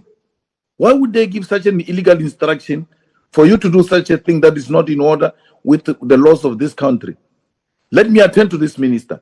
Let me do. No, he says, no, sit here until I get someone to replace you. That is illegal. Now, to take us to be mechanics and want to check if the car was really not opening windows, that's petty, man. There are so many things that have been said there. Some are even extremely petty, but for us as leadership is to separate those petty issues with real issues that will help to restore the image of a criminal justice system in South Africa. It's not helping what we're trying to do. The same thing that you are keeping on wanting to insist on General Khan. You want to call a person because he has been praised for having engaged in a successful operation, which is his duty. You want to call a person because someone suspects that he might be part of a fiction and he has not given you anything material to suggest that Khan has done this or that, and this is the story. No. There are so many people who have been mentioned. If that is the criteria we're using, we must go back to the record, and every name that gets to be called, we need to write it down, because that's your criteria. That's how you want to go about it.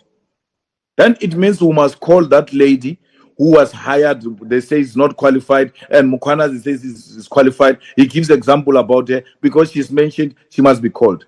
Then we must call that journalist that Mkhwanazi said the journalists are captured, and then he gives example of a captured journalist. Because he's mentioned, he must be called.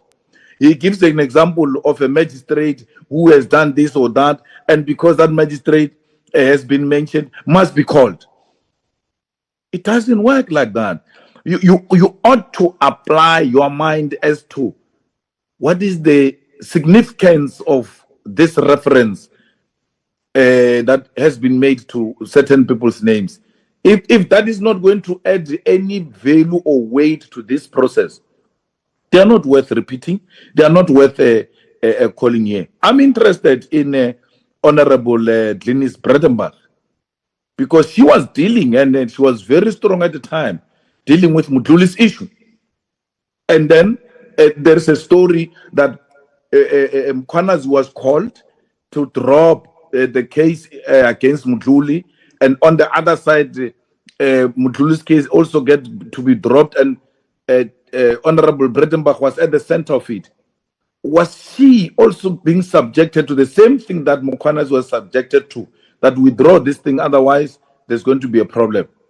So there is substance to that, but I don't understand why is Ian Cameron called, for instance, that he was chairing a committee And then a presentation was made, and General Mkhwanazi makes that point that the issue was made at the end, and there was no opportunity really for the committee to engage, as it were, in that way. So why are we bringing why are we bringing Ian Cameroon if we are not being partisan?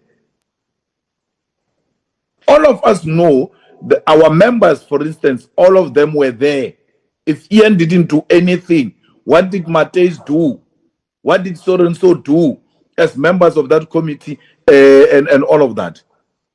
So the matters were not properly canvassed at that committee, hence we are here now. And let's deal with these issues without wanting to be a partisan. I mean, why would you, under the sun, want to call former President Motlanthe to do what? It can't be, it cannot be correct that everybody else must just be dragged into this thing, and then we must all live painted with the same brush. These are leaders of society. These are people that, whether they belong to our parties or not, we ought to respect them. Where there's no issue, let's not drag them into issues where they are not involved. If anything, we must not perpetuate the factionalism that is happening at SABC by wanting to reduce this matter into factional politics and partisan politics. We are here to help the country to rescue that institution. And I don't think Mbeki, Halema, Ratebe, Balula, Cameroon, Khan are going to help us with anything. You're going to live a day or two to come and ask Khan. They say you are a part of a faction. Are you part of a faction? He says, I don't know anything about any faction. And then what are you going to produce to prove that Khan is part of any faction? Except that he's being suspected and all of that. And then we are told when Khumalo comes, he will come with something concrete. Meaning, Mkhwanazi himself agrees that he's got nothing concrete on Khan. He says, no, someone else is going to come. Where we are seated now, we have nothing on Khan, except that he went to do a good job. He got exonerated when he went to the DC, and then he continued with his job. So I'm really appealing, Chair. And for me, I'm not strong about any other thing I'm raising now, because the evidence leaders in their own consultation with the people who are mentioning, they will realize that some of these things, they themselves do not know which questions to pose to these people. And as a result, they are going to come back and say, on this round, we don't think, these are the people that we think we must interview. And then we're going to come back here and say, no, but we raised so-and-so. Why is this so-and-so not there? They will not have found anything, because seated here, we have nothing. So let's not be party line when it comes to these issues. Let's be objective, and let's try and help the institution. There was a strong feeling about Honorable Kolabana, a strong feeling about Honorable Adams. They are worth being called because they were being used as examples of politicians that are entangled in this mess. And we may need to want to hear their side, especially as serving members of parliament, correctly so. So we save the face of the institution of parliament. We may want to hear to what extent are they familiar with these issues, and what protocols did they follow to come to a conclusion on certain issues that could have been handled differently as suggested by General Mkhwanazi. But Chair, otherwise, I'm comfortable with the rest of the list. Thank you. Honorable Mnwango, Advocate Adgar, I'm seeing you. I will recognize you. Let me take Honorable Sauls. I'm on the floor, Chair. I mean, Honorable Mnwango, I'm sorry. Well, thank you, Honorable Chair. In fact, I cannot agree with Honorable Malema more that we should really, at all costs, guard against, being perceived to be petty about this exercise, and that we should really also guard against being perceived to be wanting to settle old political scores using this forum. So those people who really are not going to be adding any value to what you are trying to achieve, honestly, I also personally do not see why we should call them. Unless there is a part of the evidence that they can actually assist in throwing clarity on. Other than that, we can't use use the fact that they were mentioned as a criterion to invite them to come and appear. Otherwise, we are going to actually become petty and be perceived to be actually using this forum to settle old political scores, and which would be very unfortunate out there. So I would actually be comfortable with this list, and that we really also need to go through it with a fine comb to establish exactly what role in the evidence and in the exercise that you are involved in each one of them is going to be adding any value. Thank you, Honorable.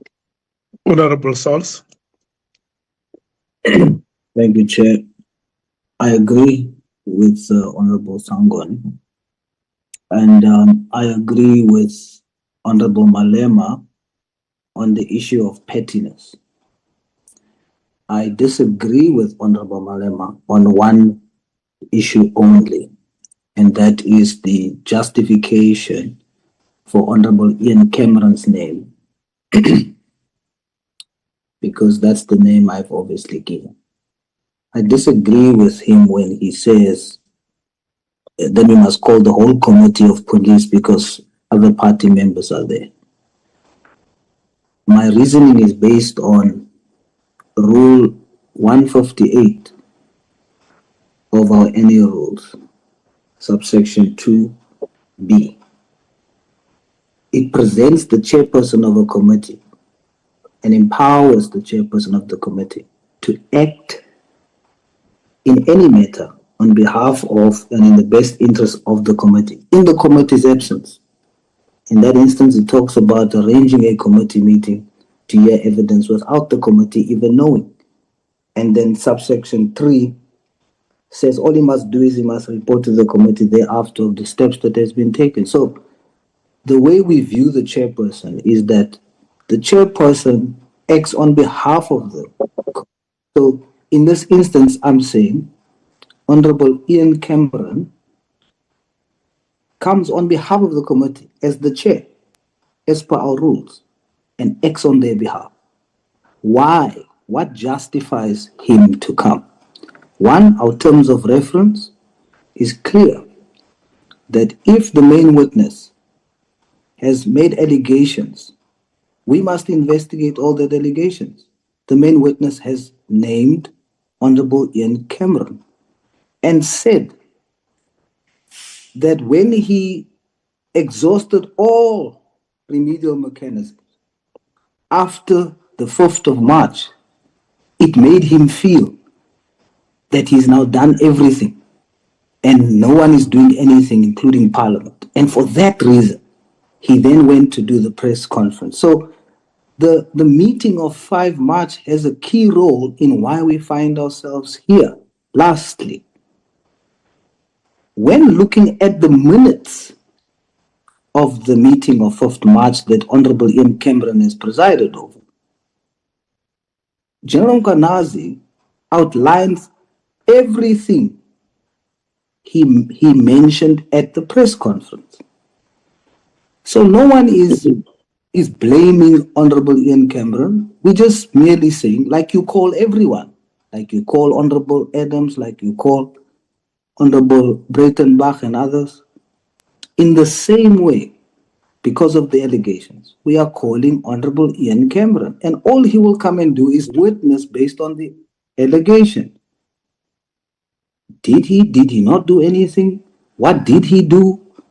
Because the main witness puts him at the center of why he had to go do the press conference. And that's the reasoning behind this. It's not mudslinging. It's not targeted. It's merely based on our terms of reference and fairness. I thank you, Chairman. Honorable Vessels. Thank you, Chairperson. I can also not see that going back to the appointment of late Jackie Salebi will add any value to this investigation. So I can also not see the value that former President Thabo Mbeki will add. I didn't hear conclusive motivation for former President Mkhwanazi. I don't understand the motivation for former Minister Jeff Radebe. And I also don't think that former Minister Fikile Mbalula will add much value to our investigation. So I do agree with former speakers.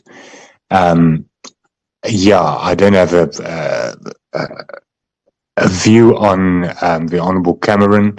I agree with the Honourable Malema, but I also hear what the Honourable Souls are saying. Yes, I won't add anything more. Thank you, Chair. Honourable James. Thank you, Chair. I partially agree with most of the speakers who spoke, and I'm sitting and thinking, how do we sort of develop a witness identification tool where we sort of, like I said earlier on when we just started with this witness identification list, where we sort of have a more strategic way of linking witnesses to the testimonies that's been given based on the weight of the implication and our terms of reference. It's almost like when you do your cases and you link your dockets based on what's in the docket and sort of the amount of times a person was mentioned and specifically linking that person to the desired outcome. And I think that is going to help us, because right now, if we haven't identified sort of why are we doing this, what is the outcome, we're going to be all over the place. And we're going to be calling anyone, I think it's been said 100 times, I don't want to repeat what everyone has said, but I think we need assistance as a committee in terms of having a tool that can help us identify witnesses that will come and add value to what we are trying to do here. Thank you, Chair. But otherwise, I guess I'm covered. I just don't agree with all those former presidents that's going to come. We didn't think that one through. Thanks, Chair. Okay. 1, 2, 3. Yeah, 1, 2, 3, 4. I see. I have 4 hands here. I have recognized Advocate Atikari from Parliament Legal Services. And there is the name of Honorable Skosana, Honorable Ngola, Honorable Ntuli. I just want to check if these hands that are here are the last hands, or if there is any other member who may want to raise a hand. Your time is now to raise hands.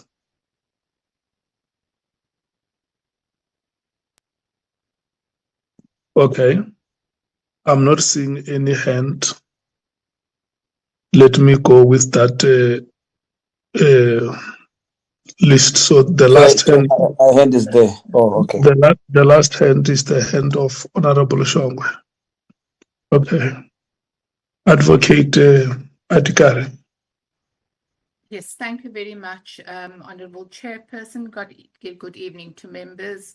I don't want to intrude in this very important discussion and deliberation. I think it's very important, and I think there's a lot of value in what is being deliberated now, Chairperson. But if you will allow me, I just wanted to mention the aspect and the importance of materiality, because I was also thinking about counsel and the difficulty counsel will have in making an assessment as to what they must tease out with this list of witnesses that have now been identified. But more importantly, I think, when one looks at the number and when one looks at the budget, both in terms of finances but more importantly, the time that the committee has at its disposal, it's going to take a very long time. And I think we also need to check with council what their availability is, because I know there has been the extension, but we've only secured council up to the end of November. So I think it's quite an important discussion that is underway now, and committees, and members may well wish to just revisit this and not make a hasty decision based on the practical difficulties and challenges that could arise in respect of budget and program. Thank you, Chairperson.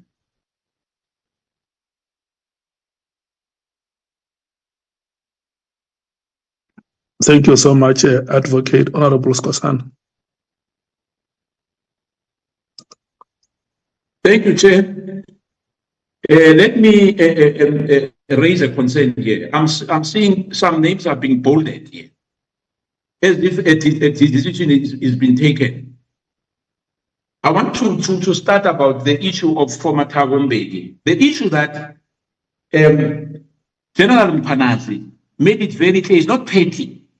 And this assertion that we are paid about politics is someone who was talking about ANC leaders. It's not us who spoke, it's not me in particular who spoke about the issue of who invoked the ANC. Can he call me properly, Honorable Sangoni? He can't just say Sangoni here. No, Honorable Sangoni. My apologies. No, Honorable Skosana. Listen to the chair. I've made my apologies, Chair. I'm saying Honorable Sangoni, yes. Yeah, but listen to the chair, yes. You might have made an apology. The honorable member is right. You must address any honorable member here or any member of this committee as honorable, like the way the chair usually does. You can proceed. Thank you, Chair. I'm saying Honorable Sangoni is the one who invoked the name of the ANC. That is because these are ANC leaders. It's not ANC leaders. I'm talking about national leaders. They were leaders of this country. The issue of President former Thabo Mbeki came in with General Mkhwanazi when he mentioned that the former president, after the 2007, him is not me. We are all listening. He said that even in his cars, there were issues of cars. He was reduced to nothing. The security, his security was compromised. We can't take that lightly. We can't take that lightly because his security was never compromised. And the issue, I'm not sure the issue of Mkhwanazi, I think it was the issue that of Marikani, because the president at that time, the president was not, he was an acting president when those, when our people, they were shot. I guess Nomvalo will come in and motivate that. But the issue of that is anachronism. Yes, it's historical anachronism. It is fine, Chair. The issue of Philip Mbalula. Philip Mbalula promoted General Khan. He was a canon. He was promoted to a major general. He was never a brigadier. And he's the most serving a crime intelligence. He has the legacy of crime intelligence in this country. He's the most important person who can give us answers. It cannot be ignored. I'm not sure why there's so much protection on General Khan. General Khan has to appear like any other generals who are mentioned here. Some of the generals, their issues are minor as well. If some people are saying are minor, then it means we must take them all out.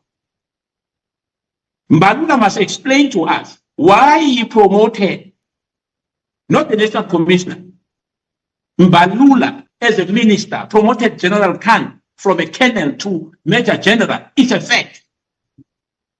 He was never a brigadier. And we are saying we want to fix SAF, but some people are untouchable. It cannot be right, Chair. It cannot be right. Now, because it's not because that we are undermining anyone here, but I'm saying we should not. If Jeff Katebe, whoever said Jeff Katebe must appear, he'll motivate. But I'm motivating on this matter because it was not by the way. If it was by the way, General Mkhwanazi would never have told us about the security issues of the former president. If it was not important. Yesterday, when we spoke with General Sibia, there was an issue which was raised that Lieutenant General Mkhwanazi was a Major General. Then the former president made him an acting national commissioner. But because of this issue of rank, he was a Major General. He was supposed to be, then he was promoted to be a Lieutenant General for others to salute him. Because a Major General cannot be saluted by Lieutenant General. Hence, I was explaining, Chair, before we closed yesterday, the issue of title and the issue of ranks.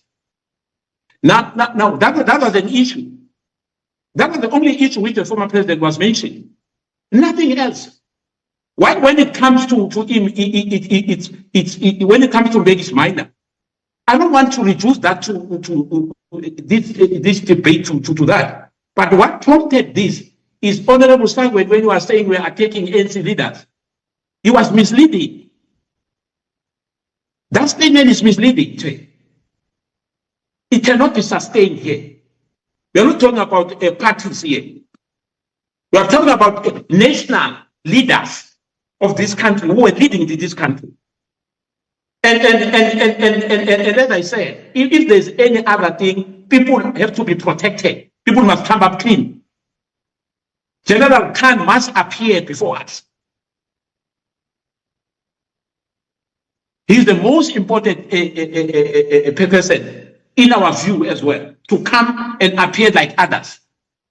And NASCOM, the National Commission mentioned that while he was still busy with a tender, he was called by IDEC. Hence I was saying there's other names which we submitted here and are not here, but you said that maybe there's a consultation already. Because we've submitted a list a month ago. And those people are not here. Some of them are here, but most of them are not here. So from my side, Chair, I'm still insisting on the issue that if that's the case, like the last speaker who said maybe if that's the case, if formats are not important, then it's fine. But it cannot be that some animals are more important than the others. No, it cannot be, Chair. It cannot be, Chair. I think you, Chair.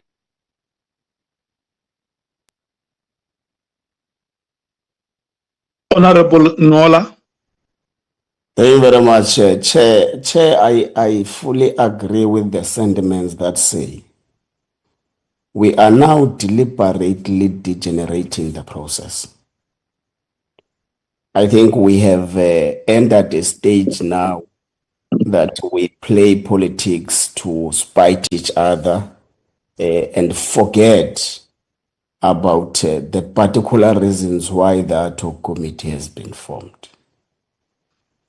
And Chair, I think if this is how we are going to proceed in terms of collecting witnesses to assist, because we must remember, Chair, that the actual basic logic why we want with particular witnesses is on the basis of assisting the mandate of the Ad Hoc Committee.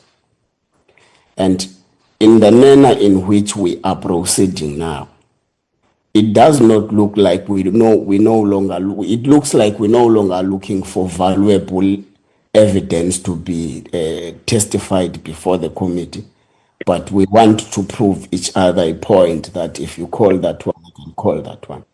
And I really share the sentiments of Honorable Malema. This is not how we should approach the matter with the witnesses, because we're going to contaminate the entirety of the genesis, that which brings us into this Ad Hoc Committee. And I think we have in the process forgotten a lot of things, even the issues that were raised by the letter of the 31st of December that brought us here, which spoke about ports of entry, filling vacancies in the crime intelligence, and the dissolution of the PKTT. We're talking about a lot of issues, Chair, that have really nothing to do with the actual basic mandate at which this Ad Hoc Committee was formed. Imagine, Chair, if I would come here and say, I want to add Honorable Sibonelo Nomvalo. And the reasoning behind that is that there were drugs that were busted in Mzimkhulu, and the Honorable Nomvalo is from Mzimkhulu. And in that way, we'll actually be derailing the progress, will actually be degenerating the mandate at which we're formed. Chair, if we're quite honest to each other here, in all this list of politicians that we have put here, the people centrally to add value to the mandate of the Ad Hoc are two, only two. It's number 37 and number 38.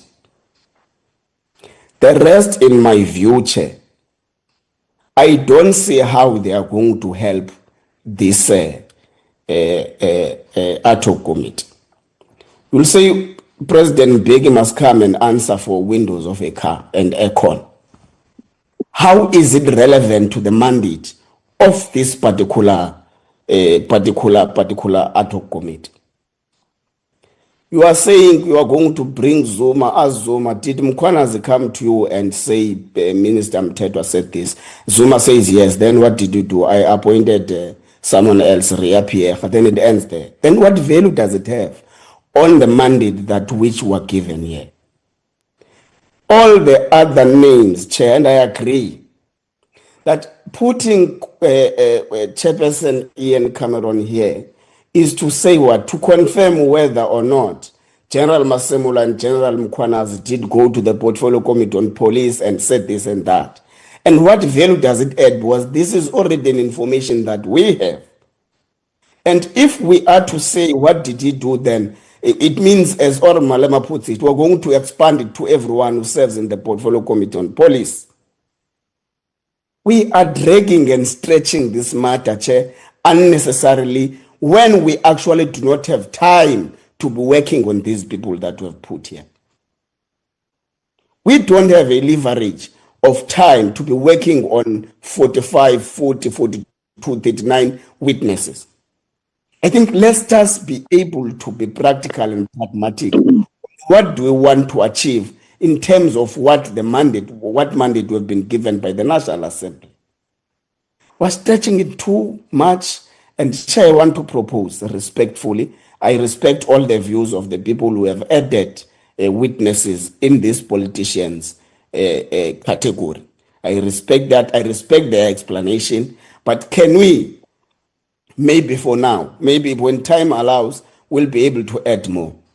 Can we prioritize number 37 and number 38 as the witnesses in this category?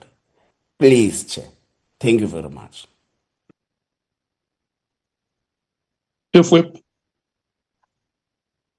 No, thanks, Chair. Chair, I am of the view that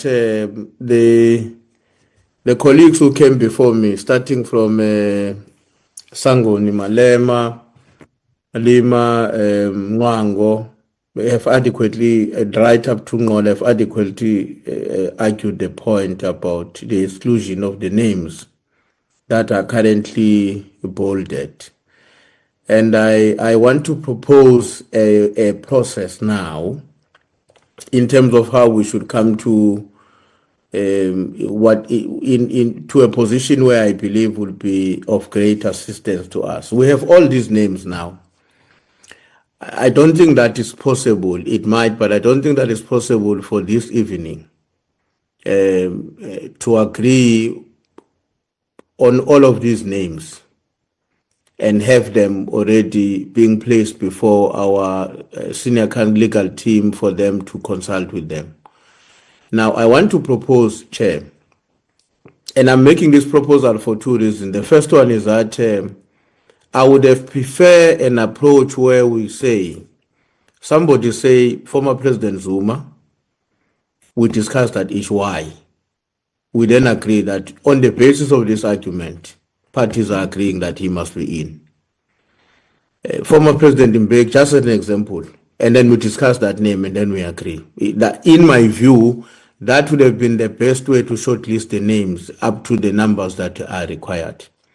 Now, in the light of the fact that we've not done that, and I was saying earlier on, there are two reasons why I'm making this proposal. One is that we've not done, which I'm saying I thought would have been the best, the much more practical exercise for us. The second one is time. I mean, given where we are now, we have a witness tomorrow morning. I want to believe that all of us still have some readings to do in relation to our preparations for tomorrow. So I want to propose that we find another time, having agreed that the bolded names are removed, having agreed with that. Former President Mbeki, Mhlante, Radebe, Mbalula, Cameron, I agree that we get those names removed. And then we come back in our next meeting where we allow an opportunity. This can be done two-way, Chair. You will guide us which one is the best way and if the meeting agrees. One of the ways would be, if I propose that Glenis Bredenbach, Honorable Glenis Bredenbach must be there, one of the ways would be for me to write a short motivation that would be discussed in our next meeting. I think she must be there because of 1, 2, 3, 4. So when we come to the next meeting, we look at it, we decide whether it's worth it, based on what the proposer has motivated to the meeting. The other one may not be to write it down. We just have another meeting. We go through each of these names, especially the names that we have not had time to deal with in detail. Because I am not very convinced, well, I'm not very sure about why some of the names are proposed. And I don't think it would be fair for me that because I'm not yet sure, the meeting must stay throughout the early hours of tomorrow morning. That's why I'm proposing that maybe let's consider, we have Minister Mkhunu tomorrow and Friday, possibly half a day on Friday. Can't we get time either over the weekend or on Monday, whatever time that can suit all of us? And maybe have another 3 hours in which we say who exactly we want to bring and why we want to bring them. And once we make that decision, it allows our team to do its own work, the legal support team, but it also addresses some of the concerns that I think were raised by the advocate earlier on, which I don't think are concerns that we must dismiss, about the time at which we may be required to spend in dealing with this matter and the cost implications associated with it. I think where we can intervene, like the Honorable Sangoni Malema and others have now intervened on some of these names. I think where we can still intervene, we should also do it in the best interest of Parliament and the committee in its entirety.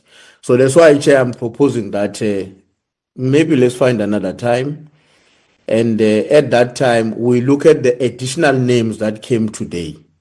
And we then get a brief motivation why must it be there. That motivation allows us to take a decision, agree for a physical appearance or agree for a written statement to be submitted to us. Because some of the names we may agree. Okay, we agree, we need so and so. But does this person have to come and sit with us for 3 hours? We want him or her to answer the following questions. If we're satisfied with the answers, doesn't have to come before the committee. So that's what I wanted to propose, Chair, in addition to, as I said, to what these other honorable members I've made mention to have suggested. Ngiyabonga.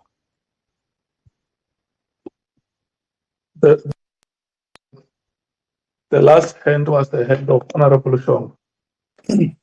My hand is also up, Chair. Thank you, Chair, and good evening, Chair. Chair, I think the sad part is that we are now speaking as members of parties, and it is difficult for us to find one another when we well know that somebody started this thing of drawing names, especially the name of President Zuma, which was unnecessary and unfortunate. Might have been mentioned, but the way it has been mentioned for is not what we call him to the committee. Chair, I agree with some of the speakers for many reasons. One, it's late now, Chair. We need to prepare for tomorrow. Number two, I think, Chair, what we can do now is that, sorry for that, we keep the names that we have on that list. We don't debate on them. I agree with you, Chief Whip, that we find another day for that name. And the misfortune, Chair, is that you asked us on the sport, what do we have more names to add? Obviously, Chair, we'll be going all over our heads looking for names and reasons. We need those people, then why do we need them? That, I think, was a mistake, Chair, and I think we should just fix that and postpone this name list for another day. However, there are names that are urgent to be attended to. We have a list that we submitted last year, and you just said they are on debriefing with the legals. So I think, Chair, just to take this matter forward and we don't waste further time on issues like this.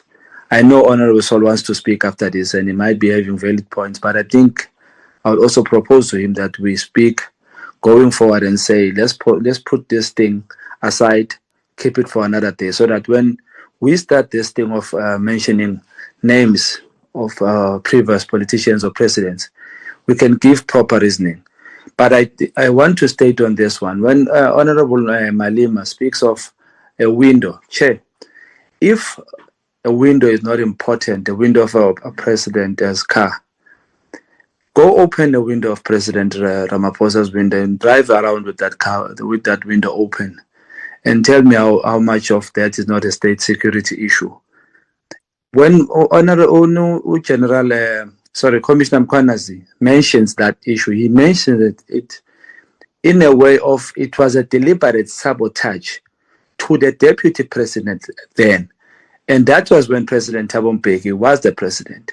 The issue of security at the president level is one thing that is very, very important in South Africa, regardless if that president is from a different political party or whatever. But once that president is a president of the country, that security is very important. Even aircon is very, very important. If Honorable Malema maybe doesn't know that, I would really, really like to put that on record, that anything pertaining deputy presidents and president, it's very important that they are looked after very well and they are protected very well. So my proposal is just to move forward. Can we put this thing aside, keep the list as it is, let's find another day, then plan for tomorrow, Chair. That's my proposal. Thank you. Honorable Sols. Thank you, Chair. Chair, I have no problem with the name of Honorable Ian Cameron to be removed if that's how the House feels. I have no problem. If the House feels that it's not necessary, I have no problem. It's, however, very important to understand that it is not just a matter of if Honorable Ian comes, we're just going to ask him what happened after the meeting and then it's finished. No, that allegation opens up a lot of questions, and that's the reason why when Honorable Ian had the floor and he had to question the witnesses, the first thing he attempted to do was clear up the notion that it is made to appear that he didn't want to act. So it would serve him better to be on the witness stand and we deal with it. There are other issues that are linked to that, possible issues, such as if we say number 37 is fine, Honorable Barnard because of the allegation. Honorable Barnard and Honorable Ian is in the same political party. Did they share notes, perhaps? Did that influence the posture? These are questions. So it's not just one thing, as Honorable Mola said. So I just wanted to put it clear that it is not targeted. It was just because that's what our terms of reference says. There are elements that we can explore. However, I am willing to submit to the committee if we feel everybody that not necessary. Chair, I state on the record, Honorable Ian's name can be removed. I will submit to the decision of the committee and put my proposal aside. Thank you, Chair. Thank you so much. It's now 23 hours. Members, we are not in a debate like this one for the first time. You know, the last time we developed a list more or less the same length. And if you check at the first long list that we had, the reason why we couldn't move on that list was because the members agreed that let's go and listen to the key witnesses. We will listen to them and we will come back and determine whether the names that we have put here on the board are relevant. And when we started discussions here, following from the decision of the last meeting, the senior counsel and the team came here and presented a list of names that they felt it will be material for them to appear before the committee. And then it was a list of about 5 names which the committee accepted, agreed to.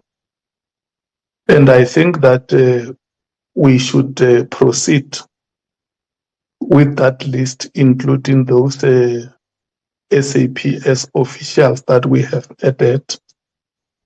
And then the second list that include those people outside the SAPS. And then with regard to the last list, if you listen to what Advocate Adhikari has said and what Honorable Sanguni and Honorable Malema, just to mention a few, we are trying to do what we did in the last meeting when we discussed this list. And Honorable Sols is right that we have the rules of parliament that outline what the powers of the chairperson of the committee are. But those rules do not empower the chairperson of a committee to take decisions on behalf of a committee. If the chairperson has to act, he must act within the decisions that the committee has taken. The committee has invited the SAPS before it. What are the decisions that the committee has taken which have to be implemented or which have to be monitored? And I think we will be very unfair to ourselves if we were going to allow ourselves to be abused like that and take decisions impulsively. It's not how we should take decisions. Our decisions, if there is a way in which we measure the extent to which they are relevant and material to the fact at issue, must be within the framework that we have adopted. Number two, there is a plethora of political figures that have been mentioned here, and that is why when you spoke, Honorable Skosana, I used the phrase what we call historical anachronism. If you remember when President Mkhwanazi became the president of South Africa, it was between September 2008 and the elections of 2009. Marikana happened in 2012. So we can't take decisions like that. If we agree on the name of President Mbeki, why aren't we asking who was the commissioner of police in 2007 when that conference happened, if we want to use that as a premise upon which we take decisions, because the VIP section or any security arrangement that is being made for politicians, there is a person who is responsible and who is accountable for those arrangements and deployments. And I don't think that Point of order on you, Chair. Point of order on you, Chair. Now we are attacking us now. You said we're going to talk about this issue. Now we are responding on our submission. It's not fair. Responding. I'm giving a summary of discussions here. I'm giving a summary. Unless you say I must just... But you are attacking us now, Chair. No, Chair, it's wrong. So that is exactly why we need to understand why certain names are relevant and others will not be. So what we should do, the names of those generals that we have mentioned, including those SAPS officials, let's submit them to the legal team. And the senior counsel has even said it here that some of the names they may have to get statements from them, and then they can determine when statements have been received whether such a witness, whether it will be worthy for such a witness to come and appear before the committee. So we can't leave this meeting today without agreeing at least on a set of names. And then as this proceedings progress, we will come back again, and for sure the legal team would have made an assessment.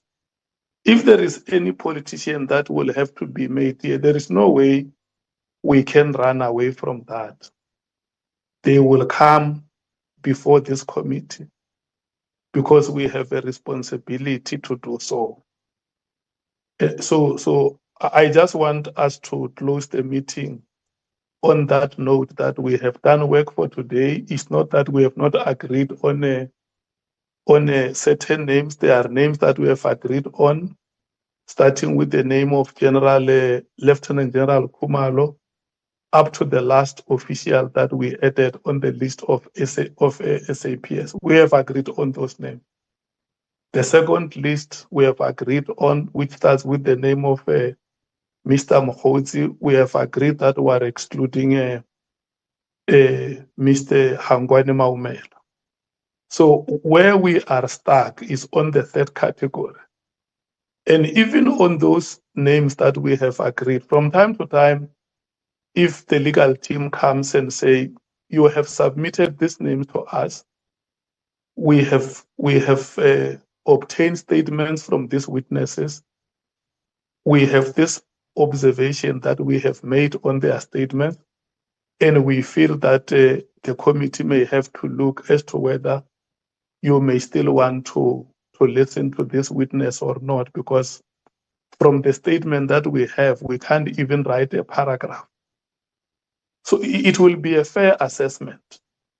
And I think that is the note at which we must close this meeting, honorable members, that at least we have agreed on 2 sets of names. We are failing to reach an agreement on the last set. And then that is a matter which we will come back to. Is that adequate? Yes, Chair. Thank you, Chair. I think it's fair as long as we agree that we don't remove anyone until we meet. For now, this list stays the same. Thank you, Chair. Thank you so much, honorable members. Tomorrow. No, Chair. Chair. No, Chair. Chair. Hello? Yes, Chair. Honorable Malema. Honorable Malema, thank you so much. I agree with you that we must close, but you have changed a very good practice of rotating parties. And then after rotating parties, you are able to make a proper assessment and say, okay, this is the direction we're moving. Yeah. Because there's only one party here which has got a problem, is MK. There's only one party who cannot be held at ransom by MK. You're introducing a very wrong practice here. We are being held at ransom here by MK. He's the only one that disagrees. And then what is the point of having consensus in the committee? If having consensus will still be undermined by 1 or 2 people who are holding the committee at ransom. That's not how democracy works. We have agreed these names must go out. You were saying ANC, MK, DA, EFF, like that. And then from there, a decision has been made. I'm just saying, you can close, we can come back to it.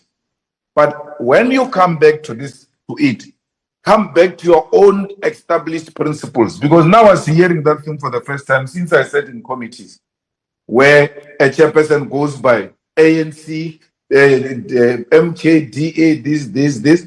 But I found that to be working. That's why I never challenged it. I was like, oh, but this is good because everyone gets an opportunity to express themselves and all of that. And then when consensus is reached, the chair will take a summary unless it is outside the rules of parliament or against the constitution where we seek some legal opinion and all of that.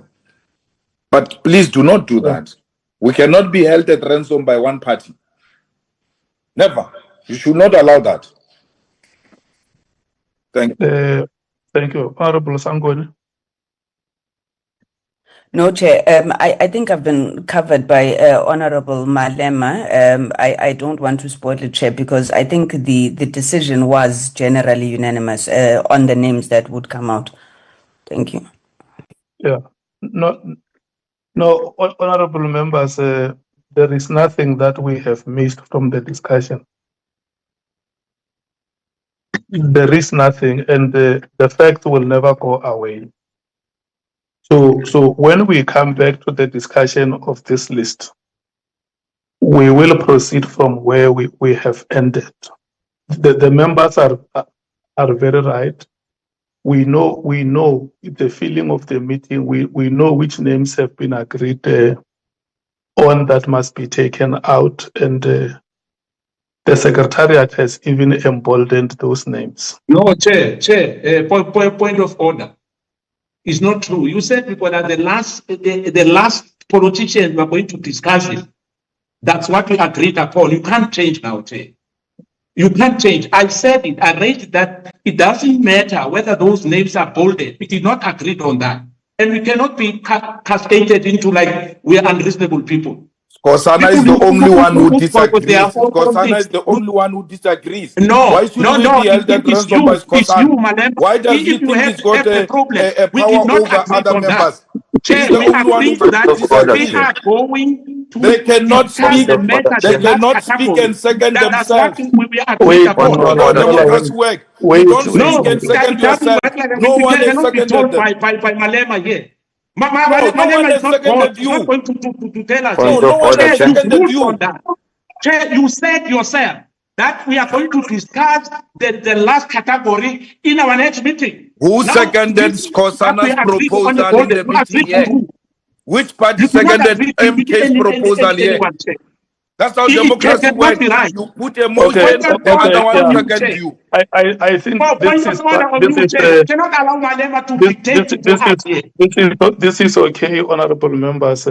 Cannot allow Malema to we are not his kids Who here. seconded you, Malema? There's This no one Malema who that. Who seconded anything here. seconded your The chair said proposal? we want to discuss Who's the supporting last your category proposal? in the next meeting. Honorable Skosana and honorable Close the Malem. meeting, Chair. We agreed on that. You cannot No, change that. no, honorable Skosana, may you please listen to Malema me. as well.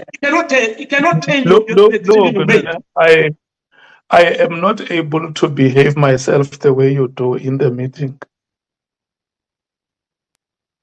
I'm not You must able call Malema to order. You said we're going to discuss this matter in the next meeting. I'm not able to behave myself that way. That is the unfortunate part of me. And the reason why I cannot do that is because I have people who know me, who I am, and they will be very disappointed with me if they see me on television doing that. Please, Chair, lead us. Thank you, honorable members, I will only lead you if you want to be, if you allow yourself to be led. Point about the meeting. No, I'm not going to take any point of order. The meeting must close. The meeting has spoken emphatically. Yeah, I want to just say that. And the honorable members are right that we have rotated the views of the meeting. There is no agreement on the last category, except that there is a part that honorable members have emphatically spoken on, the names that must be taken out there. Very emphatic. And so when we come to finalize that last category, it will be without the names that members have agreed must be taken out. That's how we're going to proceed going forward. So on the where we are, no, let me finish, Honorable Solse. Whether I'm left with a second to close, I'll give you a chance to speak. Thank you. So tomorrow we are starting at 11 o'clock. And then we will have the Minister Mkhunu, the evidence leader will take him through probably until 5 or 6 in the evening. And then we will then continue the following day and probably finish around 1, 2, or 3. Because we are considerate of the fact that members have requested that let's do work on Fridays, but there may be other members. Members might have seen it last week Friday, because members of parliament are leaders in their communities. They spend the whole week in Cape Town, and over the weekend they are expected to perform certain leadership responsibilities in the communities where they come from across the Republic. And we need to be alive to that. So the manner in which we use our Fridays and Mondays as a committee will have to be, must resonate with the responsibilities that we have. We have agreed that Monday is a constituency day, which is very important. And in the same way as we understand that Parliament is in the furthest south of the Republic, it's a very long distance for members to be in the areas where they must provide leadership. So we're alive to that reality. And every time we plan our work, it must allow us exactly that opportunity that if members may want to leave in the afternoon or in the evening, that should be possible. So Minister Mkhunu will come back on Tuesday for questioning by members, where we can run up until any time we want to. Honorable Sols. Chair, I just wanted to say that I have to respect the procedure of the meeting. I was outnumbered. I gave a name. The House didn't accept the name. I must submit to that. I was outnumbered. And so everyone must equally submit to that. No matter how convinced I am that Honorable Ian must appear, the House felt no. Yeah. I have to accept it. So everyone must. I'm going to rule you out of order, Honorable Source, because the name is no longer on our list. Thank you, Chair. Thank you so much. Honorable members, No, the I'm just meeting saying is, in terms of the disagreement, Honorable Skosana must do the same as I have done. The name is off because I've accepted. Chair, you are opening, you are no, opening us up for that. you don't have to single him out, Honorable Souls. We are a meeting when we are gathered like this, and the view of the majority has prevailed in this meeting. So when we come back to the next meeting to discuss this list, those will not appear on the board because the committee said it does not want to hear anything about those names. Thank you so much. The meeting stands adjourned. Thank you, Chair.